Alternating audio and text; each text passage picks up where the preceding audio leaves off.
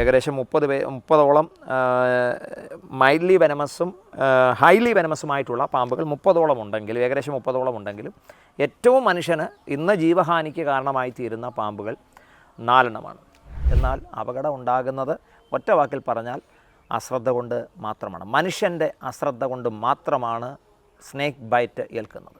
ഒരിക്കലും അതിൻ്റെ ഏറ്റവും സമീപത്ത് ചെല്ലാതെ ഒരു പാമ്പ് നമ്മളെ ആക്രമിക്കില്ല. പാമ്പ് മനുഷ്യൻ്റെ ശത്രുക്കളല്ല. നമ്മളെക്കാളും 10 മടങ്ങ് ഭയമുള്ള ജീവിയാണ് പാമ്പ്. അതിനൊരു ആപ്തവാക്യം എന്ന് വേണമെങ്കിൽ പറയാം, അല്ലെങ്കിൽ ഒരു ഫോർമുല എന്ന് പറയാം. Do it right. ഹലോ ആ പറഞ്ഞാട്ടെ. അതെ സ്നേഹിത, എവിടെയാണിത്? ഇത് ചേട്ടൻ ഈ KCT വർഷം ചേട്ടൻ വന്നൊരു പട്ടി എടുത്ത് ഓർമ്മയുണ്ടായിരുന്നു. അതിന്റെ തൊട്ടപ്പുറത്ത് തന്നെ. ഇതിപ്പോ എവിടെയായിരിക്കുന്ന പാമ്പ്? Hello and welcome. ഇന്ന് ടൈം ലൈൻ കോൺവെർസേഷനിൽ നമ്മളോടൊപ്പം ഉള്ളത് ഫാദർ ചാർലി വർഗീസാണ്. ചാർലി വർഗീസ് ഒരു പുരോഹിതനാണ്. ഇവിടെ ഹരിപ്പാട് മേഖലയിൽ പ്രവർത്തിക്കുന്ന ഒരു പുരോഹിതനാണ്. അതോടൊപ്പം തന്നെ അദ്ദേഹം കേരള സിവിൽ ഡിഫൻസുമായി സഹകരിച്ച് പ്രവർത്തിക്കുന്ന ഒരു വളണ്ടിയറാണ്, സ്നേക്ക് റെസ്ക്യൂറാണ്, എഡ്യൂക്കേറ്ററാണ്. Welcome to timeline conversation father. Thank you. നമ്മൾ ഈ സംഭാഷണം ഇന്ന് ഇവിടെ ഇരിക്കാനുള്ളൊരു പ്രധാന കാരണം കേരളത്തിൽ ഒട്ടാകെ പടർന്നുകൊണ്ടിരിക്കുന്ന ഒരു പാമ്പ് ഭീതി, ഒരു പാമ്പ് പേടിയുണ്ട്. അത് കാരണമായിട്ടാണ് നമ്മൾ ഇന്ന് ഈ സംഭാഷണത്തിന് ഇവിടെ ഇരിക്കുന്നത്. അങ്ങനൊരു പാമ്പ് ഭീതി വേണോ? നമസ്കാരമുണ്ട്. ഒരിക്കലും അങ്ങനെ ഒരു ഭീതിയുടെ ആവശ്യമില്ല. നമ്മൾ കോവിഡിൻ്റെ സമയത്ത് കേട്ട ഒരു പദമാണ് ജാഗ്രത മതി. ഭീതി വേണ്ട, ജാഗ്രത മതി. അപ്പോൾ ഈ ഒരു കാര്യത്തിലും അതിൻ്റെ ആവശ്യമത മാത്രമേ ഉള്ളൂ. അജ്ഞത കൊണ്ടും അവഗണന കൊണ്ടുമാണ് അപകടങ്ങൾ നമ്മൾ സ്വതവേ വിളിച്ചു വരുത്തുകയാണ്. അതിനെ ആ നിലകളിൽ മാത്രം കൈകാര്യം ചെയ്യേണ്ടതായ ഒരു കാര്യമാണ്. ഇപ്പോൾ താങ്കൾ പറഞ്ഞു അജ്ഞതയാണ് ഇതിൻ്റെ പ്രധാന, അതായത് ഈ ഭീതിയുടെ പ്രധാന ഒരു കാരണം അജ്ഞതയാണെന്ന് പറഞ്ഞു. അപ്പം നമുക്ക് ആ ഒരു ഏരിയയിൽ നിന്ന് തന്നെ ഈ സംഭാഷണം മുന്നോട്ട് കൊണ്ടുപോകാം. പാമ്പുകൾ എന്ന് പറയുന്നത് നമ്മുടെ മൊത്തം പ്രകൃതിയുടെ ഭാഗമായിട്ടുള്ള ഒരു ജീവിയാണ്. എന്താണ് പാമ്പുകളുടെ പ്രകൃതിയിലൊരു ഡ്യൂട്ടി? അവരെന്താണ് ബേസിക്കലി ചെയ്യുന്നത്? വാസ്തവത്തിൽ പാമ്പ് മനുഷ്യൻ്റെ ശത്രുക്കളല്ല. മനുഷ്യന് ഏറ്റവും അധികം മറ്റ് ജീവികളെ അപേക്ഷിച്ച് നോക്കുമ്പോൾ ഉപകാരം ചെയ്യുന്ന ഈ പ്രകൃതിയുടെ സന്തുലനാവസ്ഥ നിലനിർത്തുന്നതിലൊരു വലിയ പങ്ക്, ആവാസ വ്യവസ്ഥയിലെ ഒരു പ്രധാന പങ്ക് പാമ്പ് വഹിക്കുന്നു എന്നുള്ളതാണ്.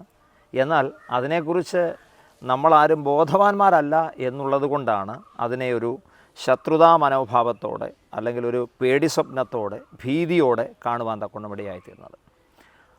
2-3 കാര്യങ്ങൾ ഞാൻ അതിനോടുള്ള ബന്ധത്തിൽ ഓർപ്പിക്കാം. പാമ്പ് നമുക്ക് ചെയ്യുന്ന സേവനങ്ങൾ എന്തൊക്കെയാണ്? ബഹുവിധമാണ്. ഒന്ന്, ഇവിടെ സിസ്റ്റമാറ്റിക്കലി ഒരു ഫുഡ് ചെയിനുണ്ട്. ഫുഡ് ചെയിനിൽ ഇരപിടിയനായും ഇരയായും മാറുന്ന ഒരു പ്രധാന പങ്ക് പാമ്പ് വഹിക്കുന്നുണ്ട്. നമ്മുടെ സ്കൂളുകളിലും മറ്റും പഠിച്ചിട്ടുണ്ട് ഫുഡ് ചെയിൻ. ഇനി മറ്റൊന്നെന്ന് പറയുന്നത്, ഇവിടെ എലിയെ കൃത്യമായി കൺട്രോൾ ചെയ്യുന്ന, മനുഷ്യന് എന്ത് ഗുണമാണ് എലിയെ കൊണ്ടെന്ന് ചോദിച്ചു കഴിഞ്ഞാൽ അതിന് ഞാനൊരു 0 ഇട്ട് കൊടുക്കും. കാരണം ഒരു ഗുണവും എലിയെ കൊണ്ട് മനുഷ്യനില്ല. ഫുഡ് ചെയിനിലുണ്ട് എന്നുള്ളത് ഒഴിച്ചാൽ മനുഷ്യന് യാതൊരുവിധമായ ഗുണങ്ങളുമില്ല. ദോഷമല്ലാതെ ഗുണമൊന്നുമില്ലാത്ത പ്രകൃതിയിലെ ഒരു ജീവിയാണ് എലി. ഒരു ആരോഗ്യവതിയായ ഒരു അമ്മത്തള്ള ഒരു കുഞ്ഞുങ്ങളെ അവർ പ്രൊഡ്യൂസ് ചെയ്യുമ്പോൾ 15-ന് മുകളിലാണ്. അവിടെ പ്രഗ്നൻസി പീരീഡ് എന്ന് പറയുന്നത് 21 days ആണ്. 21 ദിവസത്തിനുള്ളിൽ അവർ ഡെലിവറി ചെയ്യും. അപ്പോൾ തന്നെ ആരോഗ്യവതിയായ അമ്മയാണെങ്കിൽ 15-ന് മുകളിലാണ് കുഞ്ഞുങ്ങളെ പ്രൊഡ്യൂസ് ചെയ്യുന്നത്. വിളവ് ചെയ്തുകൊണ്ടിരിക്കുമ്പോൾ, നമ്മൾ കൃഷി ചെയ്തുകൊണ്ടിരിക്കുമ്പോൾ ഇടങ്ങളിലും ഇവ നാശം വിതയ്ക്കുന്നു. ഇന്ത്യയിലെ തന്നെ കണക്കെടുക്കുന്നതാണ് 20% ഫുഡ്, മനുഷ്യൻ കഴിക്കേണ്ട ആഹാരം തിന്നു തീർക്കുന്ന പ്രധാന പങ്ക് വഹിക്കുന്ന ഒരാളാണ് എലി.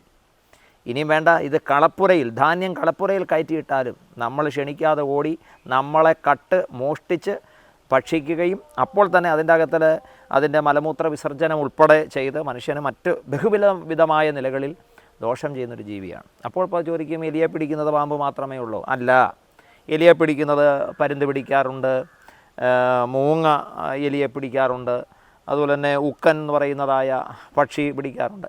എന്നാൽ ഈ പക്ഷികളെല്ലാം എലിയുടെ അടുത്തേക്ക് ചെല്ലുമ്പോൾ എലി പെട്ടെന്ന് ചെയ്യുന്നത് മാളത്തിലേക്ക്, അവരുടെ എന്നാ പറയുന്നത്, പൊനത്തിലേക്ക് ഓടി ഒളിക്കുകയാണ്. എന്നാൽ ഈ എലി പൊനത്തിൽ ഓടി ഒളിച്ചാൽ ഈ പക്ഷിക്ക് എന്ത് ചെയ്യാൻ പറ്റും? ഒന്നും ചെയ്യാൻ പറ്റത്തില്ല. പക്ഷികളും ഇതര ജീവികളും എലിയെ പിടിക്കുന്നത് വളരെ അപൂർവമാണ്. ഇപ്പോൾ എൻ്റെ ചെറുപ്രായത്തിലൊക്കെ പൂച്ചയെ വളർത്തുമായിരുന്നു വീടുകളിൽ. ഇന്ന് ഫാഷനാണ് പൂച്ചയെ വളർത്തുന്നത്. പേർഷ്യൻ ക്യാറ്റ് ഉൾപ്പെടെ ഉള്ളതുണ്ട്, ഞാനതിനെ വിമർശിക്കുകയല്ല. ഇന്നൊരു 100 പൂച്ച എടുത്തു കഴിഞ്ഞാൽ 99.5% പൂച്ച എലിയെ പിടിക്കുന്നില്ലെന്നുള്ളതാണ് മറ്റൊരു യാഥാർത്ഥ്യം. എന്നാൽ എലിയെ പൊനത്തിൻ്റെ അകത്തിൽ കയറിയാലും വങ്കിൻ്റെ അകത്തിൽ കയറിയാലും അതിൻ്റെ അകത്തിൽ ചെന്ന് കൊന്നുകളയുവാൻ, അല്ലെങ്കിൽ അതിനെ ഭക്ഷിക്കുന്ന ഈ ഭൂമിയിലെ ഏക ഒരു ജഗദീശ്വരൻ്റെ ഒരു സംവിധാനം എന്ന് പറയുന്നത് പാമ്പ് തന്നെയാണ്. 2, മൂന്നാമത്തെ കാര്യം എന്ന് പറയുന്നത്, പാമ്പിനെ തന്നെ തിന്ന് അവർ കൺട്രോൾ ആകുന്നുണ്ട്. മൂർഖനെ തിന്നുന്നുണ്ട്. മൂർഖൻ എന്താ പറയുന്നത്, അണലിയെ ഭക്ഷിക്കുന്നുണ്ട്. അണലി മൂർഖനെ ഭക്ഷിക്കുന്നുണ്ട്. ചേര, റാറ്റ് സ്നേക്ക്, മറ്റിതര പാമ്പുകളെയൊക്കെ ഭക്ഷിക്കുന്നുണ്ട്. അപ്പം ഇവരിൽ തന്നെ കൺട്രോൾഡാണ്. അങ്ങനെ അപ്പോൾ തന്നെ മനുഷ്യൻ്റെ ജീവൻ രക്ഷാ മരുന്ന്, സ്നേക്ക് ബൈറ്റ് ഏറ്റു കഴിഞ്ഞാൽ എവിടുന്നാണ് ഈ പാമ്പുകളുടെ വെനമെടുത്ത് കുതിരമേൽ ഇഞ്ചെക്റ്റ് ചെയ്തിട്ട് ആൻറ്റിബോഡി വേർതിരിച്ചാണ് നമുക്ക് ജീവൻ രക്ഷാ മരുന്ന് തരുന്നത്. നിരവധി കണ്ടുപിടുത്തങ്ങൾ ഇപ്പോൾ കണ്ടുപിടിച്ചു കഴിഞ്ഞു. അത് പഠനങ്ങളെല്ലാം പൂർത്തിയായി. പഠനങ്ങളെല്ലാം 100% 100% വ്യക്തവും ശക്തവുമാണ്. മറ്റിതര മരുന്നുകളുടെ പ്രധാനപ്പെട്ട കണ്ടൻ്റായിട്ട് ഇവരുടെ വെനം ഉപയോഗിക്കാം എന്നുള്ള പഠനങ്ങൾ വരെ തെളിയിക്കപ്പെട്ടു. അങ്ങനെ ബഹുവിധമായ ഉപകാരങ്ങൾ മനുഷ്യനുള്ള ഒരു ജീവിയാണ് പാമ്പ് എന്ന് പറയുന്നത്. തന്നെയുമല്ല, ചൊറിത്തവള പോലെ മനുഷ്യന് മറ്റിതര രോഗങ്ങളുള്ള സ്കിൻ ഡിസീസ് ഉണ്ടാക്കുവാൻ സാധ്യതയുള്ള ചൊറിത്തവള പോൽക്കത്തെ ഉള്ളതായ തവളകളെ, മറ്റിതര ചെറുകിട ജീവികളെയൊക്കെ ഭക്ഷിച്ച് കൺട്രോൾ ചെയ്ത് നിയന്ത്രിക്കുന്ന, മനുഷ്യന് സഹായം ചെയ്യുന്ന ഒരു വലിയ പങ്ക് പാമ്പുകൾ വഹിക്കുന്നു എന്നുള്ളത് ഏറ്റവും പ്രധാനപ്പെട്ടതായ ഘടകമാണ്. ഇവ ബ്രേക്കായി പോയാൽ ഏറ്റവും കൂടുതൽ ദുരിതമനുഭവിക്കുവാൻ പോകുന്നത് മറ്റൊരു ജീവിയല്ല, മറിച്ച് മനുഷ്യൻ മാത്രമാണ്. അതുകൊണ്ട് നിശ്ചയമായിട്ടും പാമ്പുകൾ നമ്മളറിയാതെ നമ്മുടെ പരിസരത്ത് തന്നെ പാർത്തുകൊണ്ട്, അവർ ആംബ്യൂഷ് പ്രൊഡക്റ്റേഴ്സാണ്. അവർ പതിയിരുന്നു കൊണ്ട് എന്തു ചെയ്യാണ്, ഇര പിടിക്കുകയും നമുക്ക് വേണ്ടുന്നതായ സഹായങ്ങൾ നമ്മളുടെ ഒരു മറ്റ് പെർമിഷനോ മറ്റൊന്നുമില്ലാതെ നമ്മളെ സഹായിക്കുന്ന ഒരു ജീവിയാണ്. എന്നാൽ അപകടം ഉണ്ടാകുന്നത് ഒറ്റ വാക്കിൽ പറഞ്ഞാൽ അശ്രദ്ധ കൊണ്ട് മാത്രമാണ്. മനുഷ്യൻ്റെ അശ്രദ്ധ കൊണ്ട് മാത്രമാണ് സ്നേക്ക് ബൈറ്റ് ഏൽക്കുന്നത്. ഇപ്പം മനുഷ്യൻ്റെ അശ്രദ്ധ കൊണ്ട് അല്ലെങ്കിൽ മനുഷ്യൻ്റെ അജ്ഞത കൊണ്ട് ആണ് പാമ്പിൻ്റെ വിഷയം, പാമ്പുമായിട്ട് ബന്ധപ്പെട്ട പ്രശ്നങ്ങളും സംഭാഷണങ്ങളും കൂടുന്നതെന്ന് പറഞ്ഞു. അപ്പോൾ സ്വാഭാവികമായിട്ടും ഈ പരിസ്ഥിതിയുടെയും നമ്മുടെ പ്രകൃതിയുടെയും ഭാഗമാണ് പാമ്പ്. പ്രധാനമായിട്ടും മനുഷ്യൻ ഏറ്റവും കൂടുതൽ പാമ്പിനെ പറ്റി ചിന്തിക്കുന്നത് ഒന്നുകിൽ പാമ്പിനെ കാണുമ്പോഴോ അല്ലെങ്കിൽ പാമ്പിൻ്റെ കടി ഏൽക്കുമ്പോഴാണ് ചിന്തിക്കുന്നത്. ഇപ്പോൾ നമ്മളിപ്പോൾ ഒരു പറമ്പിലിരിക്കുകയാണ്, അല്ലെങ്കിൽ നമ്മളൊരു വീട്ടിലിരിക്കുകയാണ്. ഇപ്പോൾ നമ്മളുടെ മുമ്പിലൊരു പാമ്പ് വന്നു. അത് ഏത് തരത്തിലുള്ള പാമ്പായാലും, ചെറുതാണെങ്കിലും വലുതാണെങ്കിലും വിഷപ്പാമ്പാണെങ്കിലും, സാധാരണ ഒരു മനുഷ്യൻ്റെ ഫസ്റ്റ് റിയാക്ഷൻ എന്തായിരിക്കണം ഒരു പാമ്പിനെ കണ്ടാൽ? ഒരു പാമ്പിനെ കണ്ടു കഴിഞ്ഞാൽ, ഞങ്ങളിപ്പം സ്നേക്ക് റെസ്ക്യൂ കൂടെ ചെയ്യുന്നതുകൊണ്ട് നിരവധി കോളുകൾ ജില്ലയ്ക്കകത്തു നിന്നും നമ്മുടെ സമീപ പ്രദേശങ്ങളിൽ നിന്നും ജില്ല വിട്ടുമൊക്കെ വരാറുണ്ട്. അപ്പം നമ്മൾ ഫസ്റ്റിൽ ചോദിക്കുന്നത്, നിങ്ങൾ ഈ പാമ്പിനെ കണ്ടിട്ട് എത്ര നേരമായി? അപ്പോൾ മണിക്കൂറുകളുടെ സമയങ്ങളാണ്, മണിക്കൂറുകൾ കഴിഞ്ഞു എന്നൊക്കെയാണ് പറയുന്നത്. 1 മണിക്കൂർ കഴിഞ്ഞു, അരമണിക്കൂർ കഴിഞ്ഞു. ഇവരുടെ ഒരു പ്രകൃതം നമ്മൾ മനസ്സിലാക്കണം. 2 പ്രധാനപ്പെട്ട കാര്യങ്ങൾ. ഒന്ന്, മനുഷ്യനെ 10 മടങ്ങ് ഭയമുള്ള ഒരു ജീവിയാണ് പാമ്പ്. അല്ലാതെ മനുഷ്യനെ പേടിയില്ല. പക്ഷേ നമുക്ക് ആ ടെക്നിക്ക് അറിയാൻ വയ്യാത്തത് കൊണ്ടാണ്, അതിൻ്റെ എന്നാ പറയുന്നത്, ആ കാര്യം അറിയാൻ വയ്യാത്തത് കൊണ്ടാണ് നമ്മൾ എന്ത് ചെയ്യുന്നത്, പാമ്പിനെ കണ്ടേച്ച് ഓടി ഒളിക്കുന്നത്. പക്ഷേ നമ്മൾ പാമ്പിനെ കണ്ടേച്ച് ഓടി ഒളിക്കേണ്ട. കണ്ട പാമ്പ് ഒരിക്കലും നമ്മളെ ഇങ്ങോട്ട് വന്ന് ഉപദ്രവിക്കില്ല. ഉപദ്രവിക്കണമെങ്കിൽ ഒരു 4-5 കാര്യങ്ങളുണ്ട്, അത് അടുത്ത ഭാഗത്ത് ഞാൻ പറയാം. ഒന്ന്, നമ്മളെക്കാളും 10 മടങ്ങ് ഭയമുള്ള ജീവിയാണ് പാമ്പ്. 2, നമ്മളെ കാണുമ്പോൾ തന്നെ അതിൻ്റെ ഒരു പ്രകൃതമാണ് പെട്ടെന്ന് ഓടി ഒളിക്കുവാനുള്ളതായ ഒരു പ്രകൃതം. പിന്നെ അതിനെ കണ്ടുപിടിക്കാനേ സാധ്യമല്ല. ചിലർ പറയുന്നത് കേട്ടിട്ടുണ്ട്, അയ്യോ ഞാനിപ്പോൾ കണ്ടത്, അയ്യോ ഇവിടെ കണ്ടതേ ഉള്ളൂ. പക്ഷേ അങ്ങേപ്പുറത്ത് രാധയെ വിളിക്കാൻ പോയ സമയം കൊണ്ട്, അങ്ങേപ്പുറത്ത് മധുവിനെ വിളിക്കാൻ പോയ സമയം കൊണ്ട് പാമ്പിൻ്റെ പണിക്ക് പോയി. കാരണം അത്ര ഭയമാണ് പാമ്പുകൾക്ക്. പാമ്പിനെ കണ്ടാൽ നിങ്ങൾ ചെയ്യേണ്ട കാര്യം എന്ന് പറഞ്ഞാൽ അവിടെ നിന്ന് ഒരു കാരണവശാലും മാറരുത്.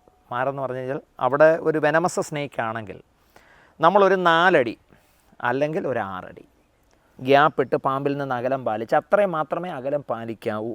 അതൊരു 10 അടിയോ 12 അടിയോ ആയിക്കഴിഞ്ഞാൽ പാമ്പിന് പോകാൻ നമ്മൾ അറിഞ്ഞോ അറിയാതെയോ പെർമിഷൻ കൊടുക്കുകയാണ്. അപ്പോൾ അവരെന്ത് ചെയ്യുകയാണ്? ഓടി മറയാൻ വേണ്ടി ശ്രമിക്കും. പിന്നെ അതിനെ കണ്ടുപിടിക്കാൻ സാധ്യമല്ല. അപ്പോൾ പാമ്പിനെ കണ്ടു കഴിഞ്ഞാൽ ഞങ്ങൾ പറയുന്ന കാര്യമാണ്, അതിനെ സ്പോട്ട് ചെയ്യണം. അതിനെ കൃത്യമായിട്ട് സ്പോട്ട് ചെയ്യണം. ഒരു 4 അടി 6 അടി ഗ്യാപ്പിട്ട് നിന്നാൽ പാമ്പ് അവിടെ നിൽക്കും. നമുക്ക് സമയബന്ധിതമായി, വെനമസ് സ്നേക്ക് ആണെന്നുണ്ടെങ്കിൽ തീർച്ചയായിട്ടും സമയബന്ധിതമായിട്ട് നമുക്കതിനെ റെസ്ക്യൂ ചെയ്യാൻ പറ്റും. നിങ്ങളുടെ ഒരു ഫോൺ ഉണ്ടെന്നുണ്ടെങ്കിൽ ഒരു ഫോട്ടോ പോലും എടുത്ത് ഞങ്ങൾക്ക് ഇട്ട് തന്നു കഴിഞ്ഞാൽ കൃത്യമായിട്ട് അതിൻ്റെ സ്കെയിൽസ് കൃത്യമായിട്ട് കിട്ടിയാൽ ഇന്ത്യയിലെ എന്ത് പാമ്പ് തന്നെയായിരുന്നാലും ശരി, അത് വെനമസ് ആണോ നോൺ വെനമസ് ആണോ എന്നുള്ള കാര്യം നമുക്ക് കൃത്യമായിട്ട് പറയാൻ കഴിയും. അപ്പോൾ തന്നെ ഇന്ത്യയിൽ ഏകദേശം 130ഓളം പാമ്പുകൾ നമ്മുടെ ഇന്ത്യയിലുണ്ട്. അപകടകാരികളെന്ന് പറയുന്നത് ചെറുതും വലുതുമായ അപകടമുള്ളതെന്ന് പറയുന്നത് വെറും 30 പാമ്പാണ്. അപ്പോൾ അതിനകത്ത് ഇപ്പോൾ ഈ പറഞ്ഞ ചോദ്യത്തിനകത്ത് ഒരു ചെറിയൊരു എലമെൻറ്റും കൂടെ ആഡ് ചെയ്യണമെന്ന് എനിക്ക് തോന്നുന്നു. ഇപ്പോൾ ഒരാൾ നിൽക്കുമ്പം അയാളുടെ നേരെ ഒരു പാമ്പ് പാഞ്ഞു വരികയാണ്, അല്ലെങ്കിൽ അയാൾ നടന്നു പോകുമ്പോൾ പാമ്പ് നേരെ വരികയാണ്. ഈ സന്ദർഭത്തിൽ എന്താണ് ചെയ്യേണ്ടത്?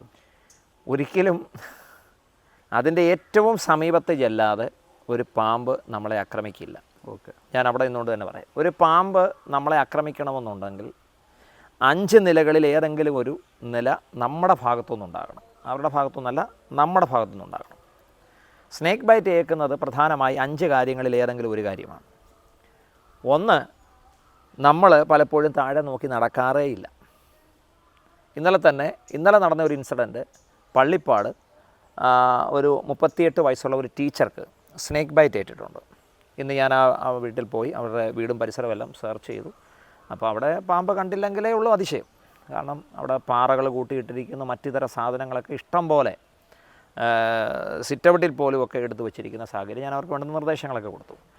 അപ്പോൾ ആ ടീച്ചർ ഗേറ്റ് അടയ്ക്കാൻ വേണ്ടി സന്ധ്യയ്ക്ക് പോയത്. അപ്പം വെളിയിലെങ്ങാണ്ട് വിട്ടിട്ടുണ്ട്. ആ വെട്ടത്തിൻ്റെ ഇടയിൽ എന്താ പറയുന്നത്, കല്ലുകൾ നിരത്തിയിട്ടുണ്ട് മുറ്റത്ത്. അതുകൊണ്ട് ഈ പാമ്പിനെ ശരിക്കും കണ്ടില്ല. അവർ പറഞ്ഞ് മനസ്സിലാക്കുന്നിടത്തോളം പാമ്പിനെ കയറി ചവിട്ടിയാൽ എന്താണെന്ന് ചോദിച്ചാൽ, ഇത്രയും ഇൻസിഡൻറ്റ് നടക്കുമ്പോഴും ഒരു ടോർച്ച് പോലും ഉപയോഗിക്കുവാൻ നമ്മുടെ മലയാളികൾ, പ്രബുദ്ധരായ മലയാളികൾ മടിക്കുന്നു എന്ന് കേൾക്കുമ്പോൾ എനിക്ക് സങ്കടം തോന്നുന്നു, സഹതാപം തോന്നുന്നു. ഞങ്ങൾ റെസ്ക്യൂവുമായിട്ട് ബന്ധപ്പെട്ട് വീടുകളിലൊക്കെ ചെല്ലുന്നുണ്ട്. സോളാർ സിസ്റ്റം ഉൾപ്പെടെയുള്ള എല്ലാ സംവിധാനങ്ങളും നമ്മുടെ വീടുകളിലുണ്ട്. പക്ഷേ നിസ്സാരപ്പെട്ട ഒരു 200-300 രൂപ മുടക്കിക്കഴിഞ്ഞാൽ ഏറ്റവും നല്ല ടോർച്ചുകൾ കിട്ടും. പക്ഷേ ആ ടോർച്ചുകൾ നമ്മുടെ വീടുകളിലില്ല എന്നുള്ളത് ഒരു നിർഭാഗ്യകരമായ, പ്രത്യേകിച്ച് ഈ ഒരു ഇത്രയും സീരിയസ് ആയിട്ടുള്ള ഒരു കാര്യം കേരളത്തിൽ നടക്കുമ്പോൾ മലയാളികൾ അത് മറന്നു പോകുന്നു. നമുക്കെല്ലാം ഹൈടെക് ഫോണുകളൊക്കെ ഉണ്ട്, ഫ്ലാഷിലൊക്കെയാണ് നമ്മൾ വെട്ടം കണ്ടുപോകുന്നത്. പറഞ്ഞു വന്നത്, താഴെ നോക്കി നടക്കാത്തത് നിമിത്തമാണ് ഒന്നാമത്തെ സ്നേക്ക് ബൈറ്റ് ഉണ്ടാകുന്നത്. കൂടുതലും എടുത്ത് നോക്കിയാൽ ഇത് തന്നെയാണ് സംഭവിക്കുന്നത്. രണ്ടാമത്തെ കാര്യം എന്ന് പറയുന്നത്, പാമ്പ് കടിക്കണമെന്നുണ്ടെങ്കിൽ രണ്ടാമത്തെ കാര്യം, അതിനെ ഉപദ്രവിക്കാൻ ചെല്ലണം. അതിന് കയ്യും കാലും ഒന്നുമില്ല. നമ്മളെപ്പോലെ നമ്മുടെ സംസാരശേഷി, നമ്മുടെ ഭാഷ അവർക്ക് അറിഞ്ഞുകൂടാ. പിന്നെ ആകെപ്പാട് ചെയ്യാൻ പറ്റുന്നത് കടിക്കുക. എന്നെ അടിക്കാൻ വരുന്നവനെ പ്രതിരോധിക്കുന്നത് കടിക്കുക എന്നുള്ളതാണ് രണ്ടാമത്തെ കാര്യം. മൂന്നാമത്തെ കാര്യം എന്ന് പറയുന്നത്, അത് ഇരിക്കുന്ന സ്ഥലത്തേക്ക് അതിരിക്കുന്നു എന്നറിയാൻ വയ്യാതെ ചെന്ന് എന്ത് ചെയ്യുക, കയ്യും കാലും വിടുക. അതുപോലെ കൂട്ടിയിട്ടിരിക്കുന്ന മറ്റ് സാധനങ്ങളിലേക്കൊന്നും ചെന്ന് എന്ത് ചെയ്യരുത്, കൈ പതിക്കുവാൻ തക്കോണം ഇടവരരുത്, കയ്യോ കാലോ ചെന്ന് പതിക്കുവാൻ ഇടവരരുത്.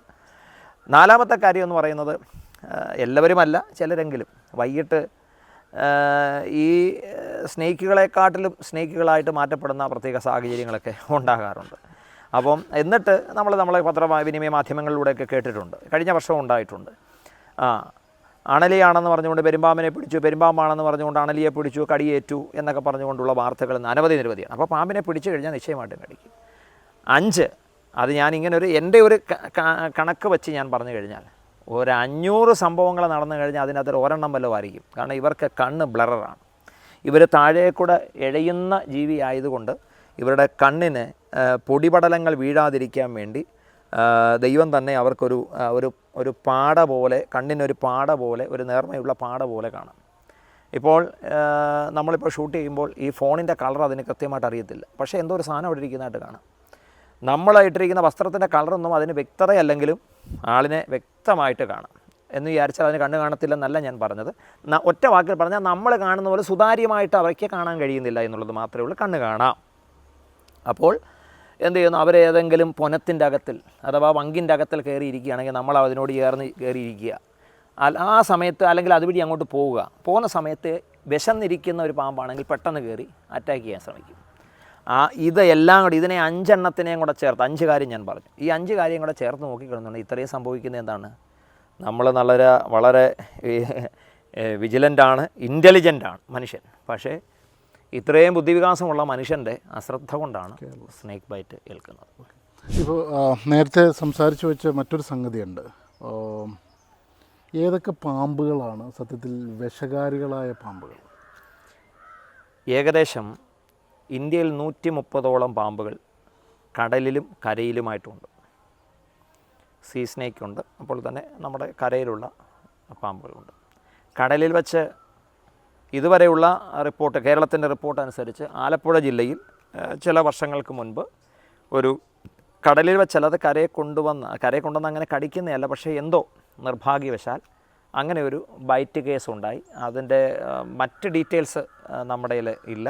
ഏറിയ വർഷങ്ങളായി. ഇതിപ്പം ഈ കണക്ക് കാര്യങ്ങളൊക്കെ ഈ ഒരു നിലയിലൊക്കെ സംവിധാനങ്ങൾ എത്തപ്പെടുന്നതിന് മുമ്പ് സംഭവിച്ചതായ ഒരു കാര്യമാണ്. അങ്ങനെ ഒരു കടലിൽ നിന്ന് വന്ന ഒരു വലയെ കുരുങ്ങിയ ഒരു പാമ്പ്, സാധാരണ ഫിഷറീസ്മാൻമാരൊക്കെ അവരുടെ വലയെ കുരുങ്ങി കിടക്കുന്ന പാമ്പിനെ അവർ തന്നെ വളരെ ലാഘവത്തോടെ എടുത്ത് കാണാൻ കഴിയുന്നു. അത് അപൂർവമായി മാത്രമേ. അപ്പം കടലിലെ പാമ്പും കരയിലെ പാമ്പും ഉണ്ട്. അപ്പോൾ 130-ലധികം പാമ്പുകൾ നമ്മുടെ ഇന്ത്യയിലുണ്ട്.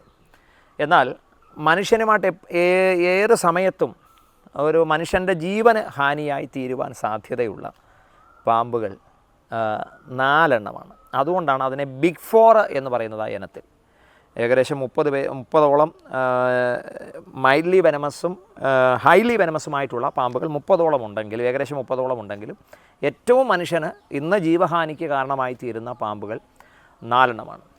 ഒന്ന് ഇന്ത്യൻ സ്പെക്ടക്കിൾഡ് കോബ്ര എന്ന് പറയുന്ന നാഗം, അല്ലെന്നുണ്ടെങ്കിൽ പത്തിക്കാരൻ, മൂർഖൻ എന്നൊക്കെ പറയുന്നതായ സ്പെക്ടക്കിൾഡ് കോബ്ര.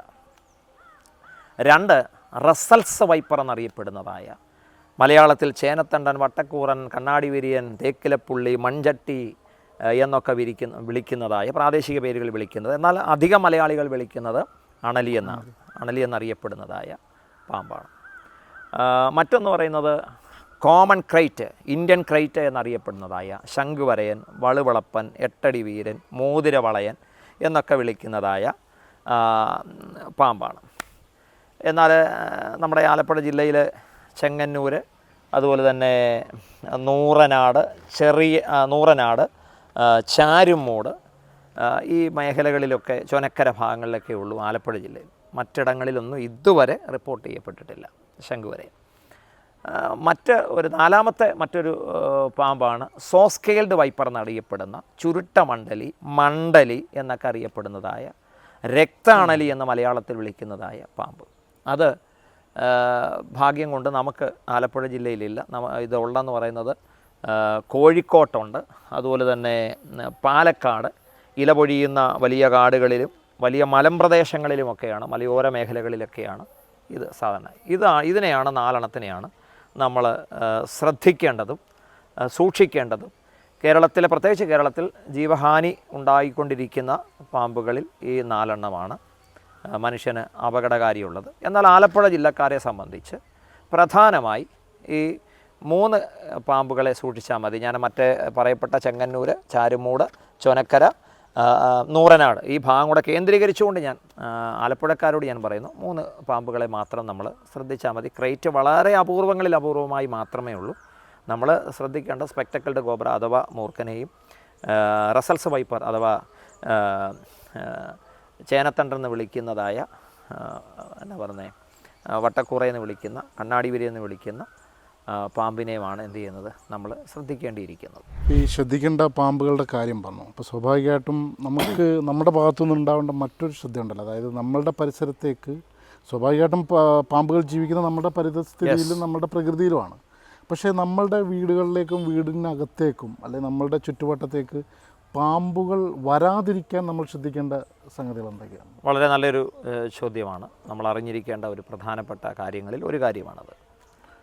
പാമ്പുകൾ വരാതിരിക്കാൻ ഒറ്റ വാക്കിൽ പറഞ്ഞാൽ നമ്മുടെ വീടും പരിസരവും വളരെ വൃത്തിയായി സൂക്ഷിക്കുക എന്നുള്ളതാണ് നമ്മൾ ചെയ്യേണ്ടതായ കാര്യം.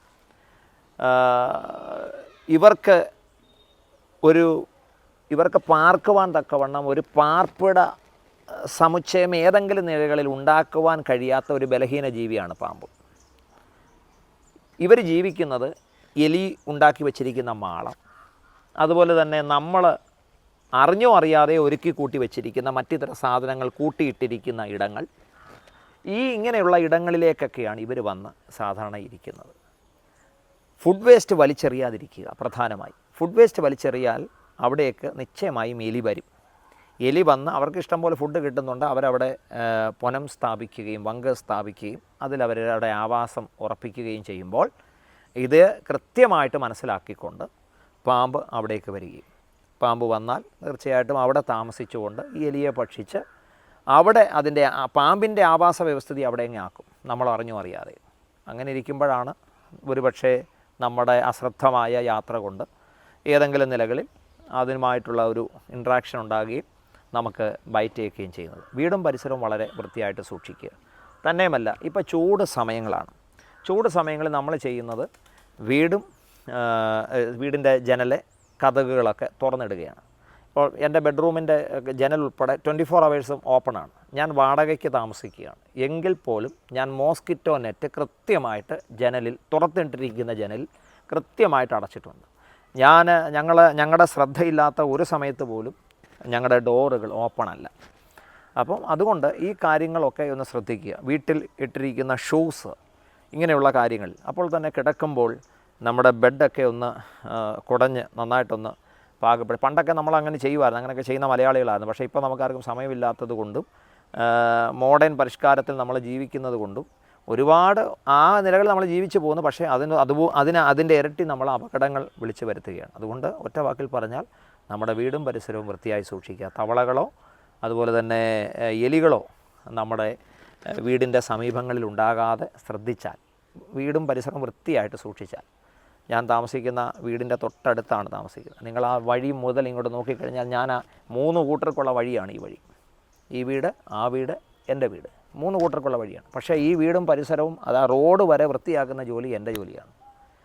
കാരണം ഇവരാരും എന്നെ ഏൽപ്പിച്ചിട്ടല്ല, ഞാൻ ഈ ഒരു ഫീൽഡിൽ വന്നതുകൊണ്ടുമല്ല, ഞാൻ നേരത്തെ മുതലേ അങ്ങനെയായിരുന്നു. അപ്പം ഈ വെനമസായിട്ടുള്ള പാമ്പുകളുടെ കാര്യം പറഞ്ഞു, അതോടൊപ്പം തന്നെ നമ്മുടെ പരിസരം സൂക്ഷിക്കേണ്ട കാര്യം പറഞ്ഞു. ഈ ശ്രദ്ധകൾക്കൊക്കെ ശേഷം, ഇത്രയും ശ്രദ്ധിച്ചതിന് ശേഷം നമ്മളുടെ മുമ്പിൽ വെച്ച് ഒരാളെ പാമ്പ് കടിച്ചു.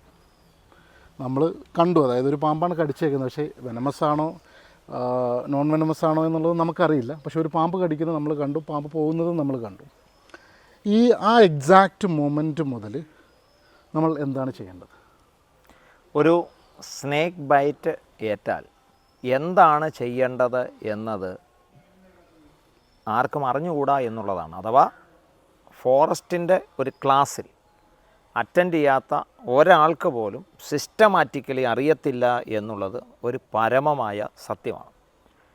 കാരണം ഞാൻ ആലപ്പുഴ ജില്ലയിലെ ക്ലാസ് എടുക്കുവാൻ എഡ്യൂക്കേറ്റേഴ്സായിട്ടുള്ള 3 പേരേ ഉള്ളൂ. അതിൻ്റെ അകത്തിലെ ഒരാളാണ് ഞാൻ. അപ്പോൾ ഡോക്ടേഴ്സിനുൾപ്പെടെ നമ്മൾ ക്ലാസ്സുകൾ എടുത്തു പോരുന്നുണ്ട്. അതിനൊരു ആപ്തവാക്യം എന്ന് വേണമെങ്കിൽ പറയാം, അല്ലെങ്കിൽ ഒരു ഫോർമുല എന്ന് പറയാം. Do it right. എന്താണ് ശരിയായ നിലകളിൽ ചെയ്യേണ്ടത്? എൻ്റെ ചെറുപ്രായത്തിൽ എന്നെ സ്കൂളിൽ പഠിപ്പിച്ചിട്ടുള്ളത്, ഒരു സ്നേക്ക് ബൈറ്റ് ഏറ്റ് കഴിഞ്ഞാൽ സോപ്പും വെള്ളം ഉപയോഗിച്ച് കഴുകണം. ഈ സോപ്പും വെള്ളം ഉപയോഗിച്ച് കഴുകുന്നത് നിമിത്തം എന്താണ് അപകടമെന്ന് ചോദിച്ചു കഴിഞ്ഞാൽ അപകടം വളരെയാണ്. ഇഞ്ചക്റ്റ് ചെയ്യപ്പെടുകയാണ് വെനം. ഇഞ്ചക്റ്റ് ചെയ്യപ്പെടുന്ന വെനം നമ്മൾ ഹോസ്പിറ്റലിൽ ചെന്ന് ഇൻസുലിൻ പോലത്തെയുള്ള മരുന്നുകൾ ഒഴികെ ബാക്കി എന്ത് ഇഞ്ചെക്റ്റ് ചെയ്താലും നേഴ്സസ് പറയും ഒരു കാര്യം ചെയ്യും, ആ ഇഞ്ചെക്റ്റ് ചെയ്ത ഭാഗം നന്നായിട്ട് തിരുമ്മി കൊടുക്കാൻ പറയും. എന്തിനാണെന്ന് ചോദിച്ചു കഴിഞ്ഞാൽ ഇതിൻ്റെ സ്പീഡിന് വേണ്ടിയാണ്, വേഗത്തിൽ ശരീരത്തിലേക്ക് ആ മരുന്ന് പ്രഭവിക്കാൻ വേണ്ടിയാണ്. അപ്പോൾ ഞാനൊന്ന് എടുത്തോട്ടെ. എന്തോ ഹലോ ഹലോ, ആ പറഞ്ഞാട്ടെ. ചാർലി ചേട്ടനല്ലേ? അതെ നമ്മുടെ വീട്ടിലൊരു പാമ്പ് കയറി, അതാ വിളിച്ചത്. സ്നേഹിത, എവിടെയാണിത്? ഇത് ചേട്ടൻ ഈ KCT വർഷം പ്രാവശ്യം ചേട്ടൻ വന്നൊരു പട്ടി എടുത്ത് ഓർമ്മയുണ്ടായിരുന്നു, ആ ഹാ ഹാ ഹാ ഹാ കെണ്ടി വീണ്. ഓ. അതിന്റെ തൊട്ടപ്പുറത്ത് തന്നെ. ഇതിപ്പോൾ എവിടെയായിരിക്കുന്നത് പാമ്പ്? ഇത് പാമ്പെന്ന് വെച്ച് കഴിഞ്ഞാൽ എനിക്ക് തോന്നുന്നു വിഷമുള്ളയാന്ന് തോന്നുന്നു. ഫോട്ടോ വല്ലതും എടുത്തിട്ടുണ്ടോ? ഇല്ല, നമ്മള് പുല്ല് പറിച്ചോണ്ടിരിക്കായിരുന്നു. അപ്പൊ പുല്ല് പറിച്ചതിന്റെ അവിടുന്ന് നേരെ വാഴയുടെ പുത്തിലോട്ട് കയറി. ഇതിപ്പോൾ ആരോഗ്യപരമായിട്ട് ചെയ്യാൻ പറ്റുന്ന ഒരു കാര്യം എന്ന് പറഞ്ഞാൽ നമ്മളൊരു പാമ്പിനെ കണ്ടേച്ചാൽ അവിടെ നിന്ന് മാറാതിരിക്കുക, അവിടെ നിന്നുകൊണ്ട് ഒരു റെസ്ക്യൂറുടെ സഹായം തേടുക. അല്ലാതെ ഇത് എങ്ങോട്ടാണ് പോയെന്നോ അല്ലെന്നുണ്ടെങ്കിൽ ഇത് വങ്ക് പൊളിച്ച് നമുക്ക് എടുക്കാനോ പറ്റില്ല. ഇപ്പോൾ ഈ വങ്കിൻ്റെ അകത്തിലോട്ടാണ് പൊണത്തിൻ്റെ അകത്തിലോട്ടാണ് കയറി പോയിരിക്കുന്നതെങ്കിൽ നിങ്ങൾക്ക് ചെയ്യാൻ പറ്റുന്ന അടുത്ത ഒരു കാര്യമുണ്ട്.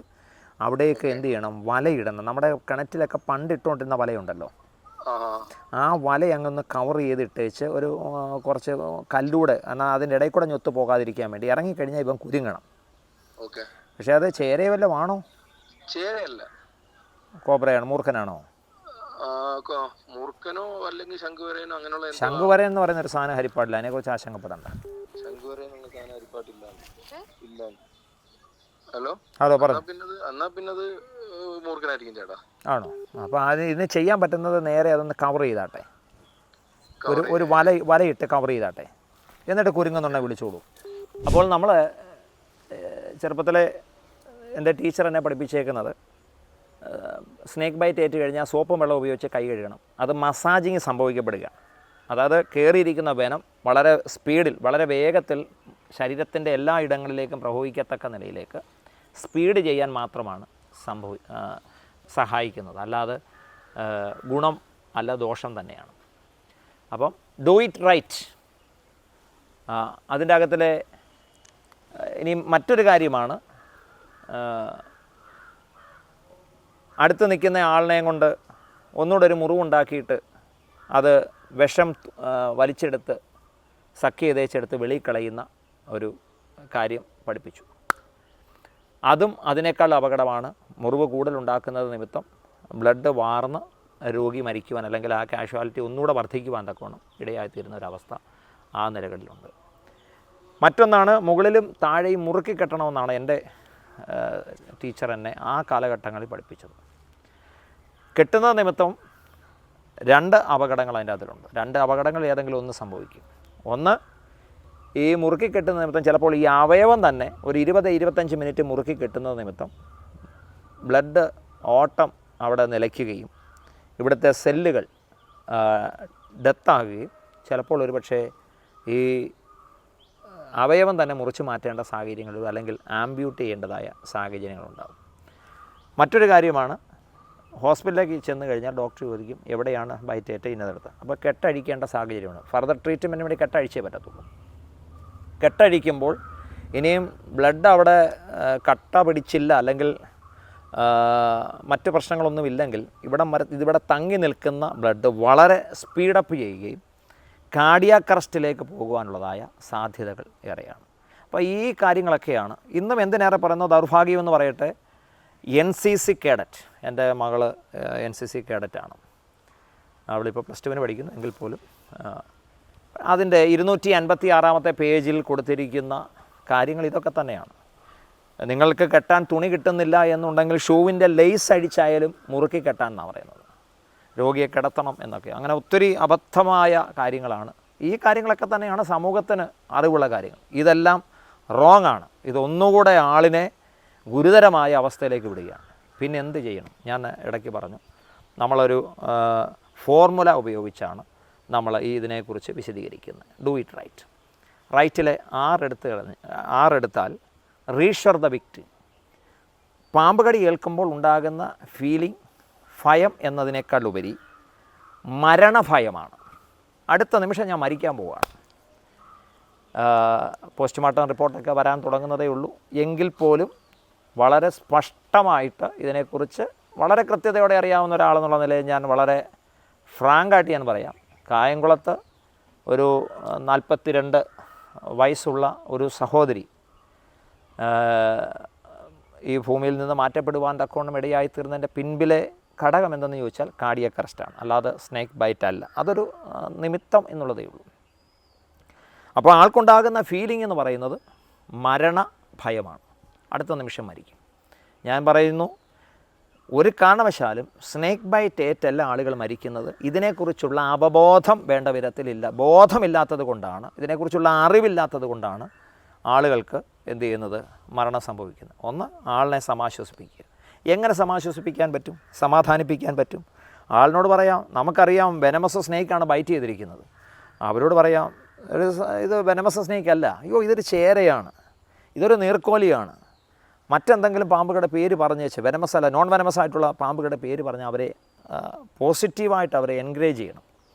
ഞാനാണെങ്കിൽ പെട്ടെന്ന് എൻ്റെ ഫോൺ എടുത്തേച്ച്, സാറേ ഇന്നടത്തോട്ട് കൊണ്ടുവരുവാണ് കേട്ടോ, എൻ്റെ ഒരു ഏറ്റവും അടുത്ത ഒരാളാണ്, ഫലപ്രദമായ ട്രീറ്റ്മെൻറ്റുകളൊക്കെ റെഡിയാക്കണം, സെറ്റ് ചെയ്യണം എന്ന് ജസ്റ്റ് ഫോൺ എടുത്തിട്ട് വിളിക്കുകയല്ല, കോൾ ചെയ്യല്ല, ജസ്റ്റ് ഇതൊക്കെ ആ ആൾക്ക് ഉണ്ടാകുന്ന ഒരു മാനസിക, ആ ഒരു വലിയ പ്രതിസന്ധിയുടെ ഘട്ടത്തിൽ ഉണ്ടാകുന്ന പോസിറ്റീവായിട്ടുള്ള കാര്യങ്ങൾ പറഞ്ഞു കഴിഞ്ഞാൽ അവരെ സമാധാനിപ്പിക്കുവാൻ കഴിയുന്ന പോസിറ്റീവായിട്ടുള്ള കാര്യങ്ങൾ ഉപയോഗിക്കുക. റീഷർ ദ വിക്ടിം. അടുത്തത്, ഇമ്മൊബിലൈസ് ചെയ്യുക. ആ കടിയേറ്റ ആളെ നിശ്ചലമാക്കുക. ഒരു പ്രവൃത്തിയും ചെയ്യുവാൻ അനുവദിക്കരുത്. ഒരു സ്റ്റെപ്പ് പോലും നടക്കുവാനോ മറ്റെന്തെങ്കിലും പ്രവൃത്തികൾ ചെയ്യുവാനോ അനുവദിക്കരുത്.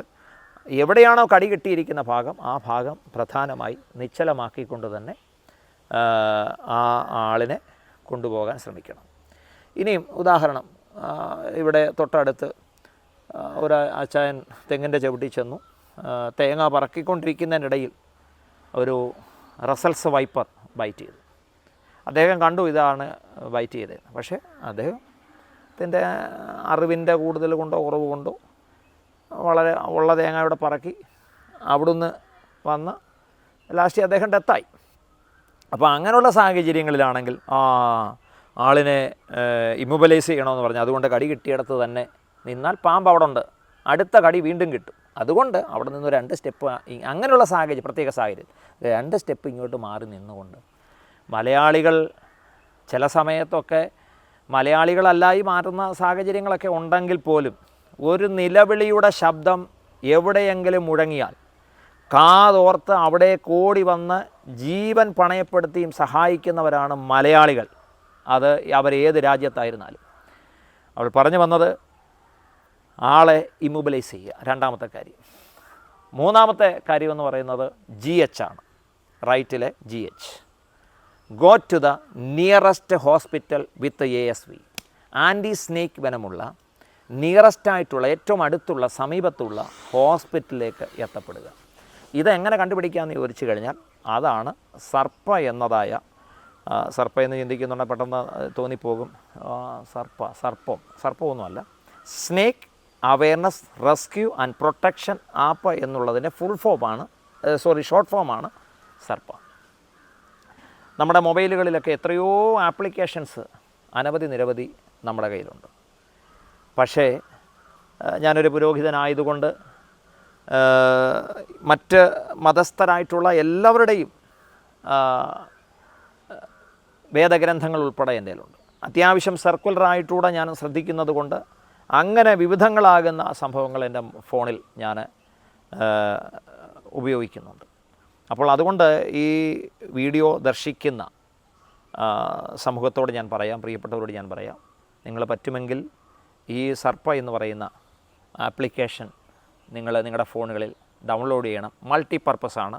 നിങ്ങൾക്കൊരു ഫോട്ടോ എടുത്ത് അതിലേക്ക് ഡൗൺലോഡ് ചെയ്യാനുള്ളതായ സാവകാശമുണ്ട്. ഒരു സ്നേക്കിനെ കണ്ടു, അത് വെനമസ് ആണോ നോൺ വെനമസ് ആണോ എന്ന് അറിയാൻ ഒരു ഫോട്ടോ എടുത്ത് അതിലേക്ക് ലോഡ് ചെയ്ത് കഴിഞ്ഞാൽ കൃത്യമായിട്ട് അറിയാൻ കഴിയും. നിങ്ങൾക്ക് മറുപടി ലഭിക്കും, അത് വെനമസ് ആണോ നോൺ വെനമസ് ആണോ, ആ സ്നേക്ക് എന്താണ്, ഏതാണ്, അതിൻ്റെ പേരുൾപ്പെടെ അറിയാൻ കഴിയും. മറ്റ് ഒന്നെന്ന് പറയുന്നത് നിയറസ്റ്റ് റെസ്ക്യൂവറെ, എത്ര കിലോമീറ്റർ ഉണ്ട് ആ റെസ്ക്യൂവർ, ചാർലി എന്ന് പറഞ്ഞ റെസ്ക്യൂവർ എൻ്റെ വീടുമായിട്ട് എത്ര ദൂരമുണ്ട്, അദ്ദേഹത്തിൻ്റെ ആരാണ്, പേര്, അയാളുടെ ഫോൺ നമ്പർ. അപ്പോൾ പെട്ടെന്ന് നിയറസ്റ്റ് ആയിട്ടുള്ള ഒരു റെസ്ക്യൂവറെ കണ്ടെത്താൻ സഹായിക്കുന്നു. മൂന്നാമത്തെ കാര്യം എന്ന് പറയുന്നത് നിയറസ്റ്റ് ASV ഉള്ള ഹോസ്പിറ്റലിൻ്റെ ലിസ്റ്റ് അതിൻ്റെ അകത്ത് ചാർട്ട് ചെയ്തിട്ടുണ്ട്.